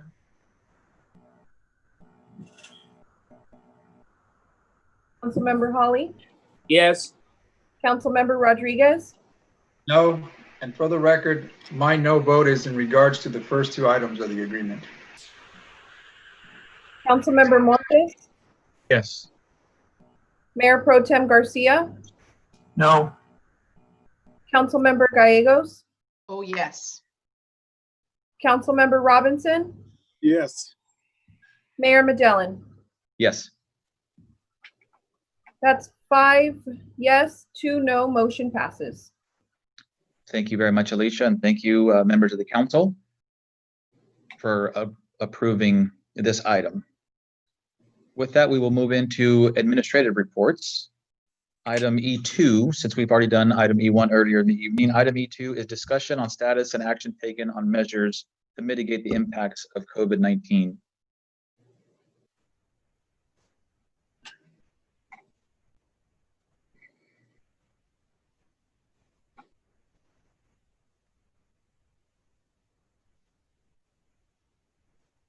Mr.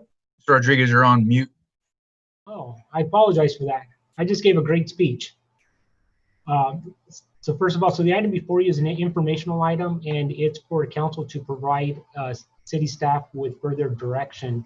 I understand that some of these items are they're going to be repetitive from the last meeting. However, this is also for the benefit of the community at large. So just to bring both council and the community up to speed, in an effort to minimize the exposure of COVID-19 to both our community and our city staff and our employees, we continue to limit access to city facilities. However, again, I do want to remind both council and the community that city facilities or city services continue to be provided. So we have not had any disruptions in either our sewer system or water system. Our response to medical calls or first aid. However, the physical accessibility to our facilities continues to be closed, and again, that's simply to ensure that we are minimizing potential exposure to one another and our community at large. Per council direction, city staff has distributed the mask and the gloves that we received from the Sister City program. And obviously we're extremely grateful for that. And I know that our Chamber of Commerce has donated the donation to some of its members and to some of our downtown businesses. Our youth and our senior programs continue to be suspended. We are always looking for opportunities to start those programs again. But as the council and the community is aware, we are under the direction of the state of California that has provided some strict guidelines with how we operate. And we also continue to suspend both on and off site trainings for city staff. However, there are some training opportunities that have gone online, and we're obviously encouraging city staff to attend those and to participate in those events. We've also suspended the utility shutoffs for non-payment and accrual of late fees. We started this, I want to say 4 months ago. We continue that practice, and council may recall on June the 5th of this year, so a couple of months ago, 2 months ago, we also provided an automatic extension for the business license payments through October the 31st. And again, that was at council direction. We continue to explore different opportunities for telecommuting. We recently purchased an additional 20 computers, tablets to encourage our employees to telecommute. And so we continuously recalibrate those efforts to make sure that we're providing meaningful work. And at the same time, we're cognizant of our employees and their needs to make sure that they feel that they're safe while they're working. We've made video conferencing available to all the departments, and we continue to implement modified work schedules. We started that in the police department when the pandemic first started, or I wouldn't say when it first started, but when we started to experience local cases around 4 months ago. And since then, we've modified a number of work schedules, primarily for our streets crew, our sewer and our water crews. And then we also have a city policy that we have no more than one city employee per vehicle. And again, the goal of that's to minimize potential exposure. As the council's aware, we've also made some modifications to our transit system, and bus fares are still waived. So if anyone would like to take the bus is free of charge. And again, the goal of that's to minimize the potential exposure by eliminating the exchange of cash, which, as we collectively know, has proven that it could potentially be infected with the virus. So with that, that's simply an update to the council and the community. And if council has any questions or any thoughts about additional action we should be taking, we would ask the council to simply let us know. Thank you. Thank you, Mr. Rodriguez. Any questions regarding that update? Thank you again. We really appreciate that update and all the efforts that you, Mr. Rodriguez, and your team are taking to ensure that our employees and our residents in the city of Madera are as safe as possible. Thank you. I'm sorry, Mayor Pro Tem Garcia. Yes, thank you, Mayor. As you all are well aware, and correct me if I'm wrong in bringing this up during this time of the report regarding the COVID, my concern is that we are nowhere near done with COVID. I have no idea, I have no expertise as to the length that we're going to be facing this crisis in our country. I know other countries are feeling the same. We have a situation now where potentially the eviction notices or the moratorium on eviction notices are coming up. And we have no relief in place, as far as I can see, for either the business community who are suffering because the rents are not being paid and they still have to pay their bills, and our community. What do we do if we get eviction notices throughout the community of Madera and these folks have no place to go? So I just want to be able to come up into a conversation about what are we going to do? What can we do? What are the possibilities? And bringing this up so that we can have a discussion on this, because I'm frankly very concerned. And I really don't know what the answer is.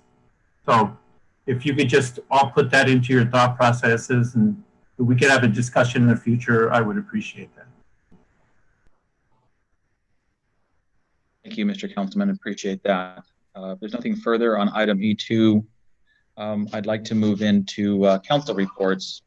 But I'm going to ask this evening for a request that you allow me to go first this evening during council reports.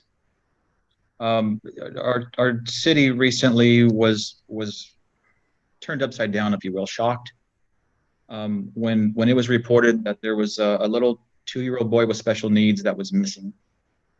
And with COVID, as we just talked about, and the anxiety and the stress level in our community, this just really added to it. And it was a very, very difficult time. Our community came together. I mean, really, truly came together when the little boy was missing.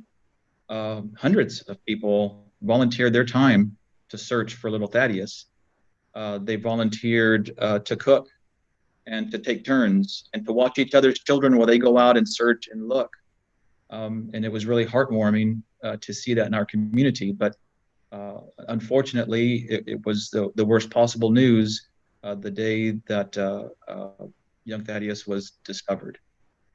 And let me say at this time, I am so greatly appreciative of our Madera Police Department and their efforts, their unwavering efforts. They worked around the clock in partnership with the FBI and the U.S. Marshal Service and our local sheriff. And I want to also thank Chowchilla PD for pitching in. But our local police department did everything they could to bring justice for little Thaddeus, and we should all be very grateful and appreciative of them. Because I was inspired. I was inspired about our community coming together. There was not a lot of people who knew young Thaddeus, but he was a little boy in Madera, and that's all that mattered. He was a little boy with special needs, and this community, without knowing him, loved him and cared for him, and they still want to love and care for him. And that inspired me. I think it inspired a lot of us as we come together during this very, very difficult time, when in some cases, depending on what topic you're discussing, there's a deep line in the sand, but not for little Thaddeus. We came together as a community. And that being said, I was inspired to think about the play structure we have at Centennial Park. This was a play structure like no other in the city of Madera. That is what's considered all-inclusive. It was a play structure built for children just like young Thaddeus ran, children with special needs. There's no obstacles, there's no steps, there's nothing to prevent a child, no matter what your needs are, from playing at this playground. I'm happy to say I met with some members in the community. There's been a lot of support from members in the community, and the effort have something in perpetuity that we can forever remember Thaddeus and all those children with special needs. I'm asking council for your support in bringing an item back on the August 19th meeting that would name that play structure after Thaddeus Ran. My suggestion would be the Thaddeus Ran playground at Centennial Park. And I'm going to ask each one of my colleagues this evening if they would support that and bring that back to the next council meeting so that we can vote upon it. Councilman Robinson, do I have your support with that? Thank you. Councilwoman Gallegos. Thank you very much. Mayor Pro Tem Garcia. Absolutely. Thank you very much for that. Councilman Hawley. Well, Mr. Mayor, you know how I feel about kids. You know where my heart is at. I'll be more than glad to approve a project like that. That's what our city is about. Showing kids how much we still love them in spite of however things turn out. So yes, you do have my support. Thank you very much, Mr. Councilman. Councilman Rodriguez.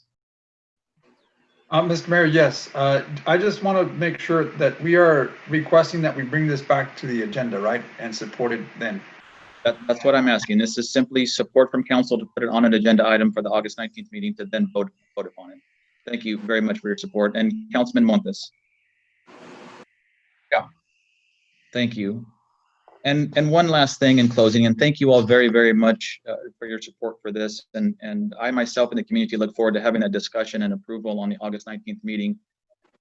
But let us also be aware of domestic violence. Let us also be aware of possible abuse or neglect.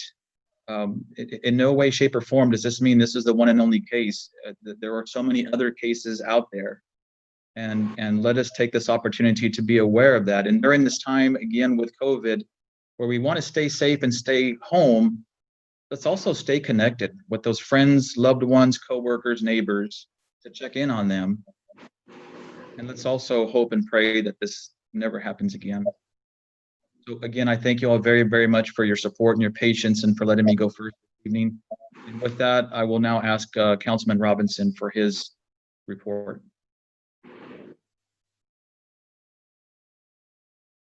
You're on mute, sir. Nothing to report. Thank you. Thank you. Councilwoman Gallegos.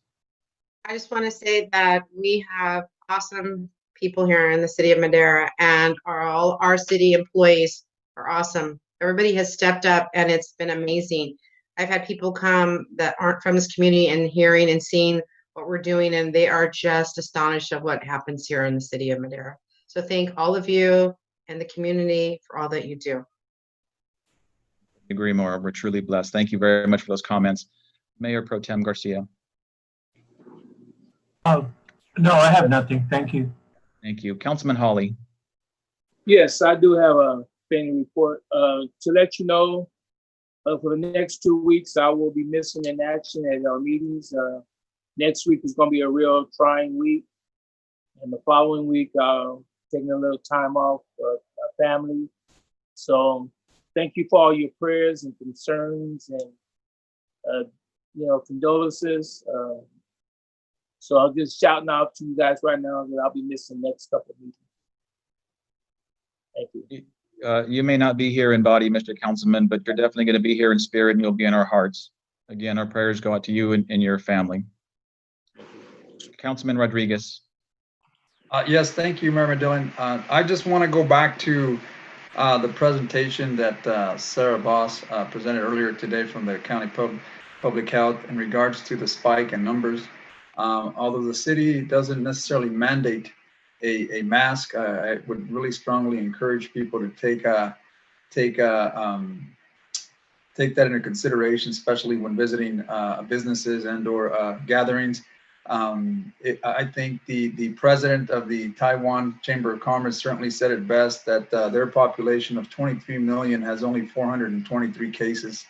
So I think that if we take an approach similar to that, I know the demographics laid out for us today certainly show that there's a lot of Latino populations that are getting affected. By now, I know one of you or many of you know someone that's probably been affected and has deceased because of it. So I hope that we really take precautions with this, and we really start encouraging people to use the mask more and more so.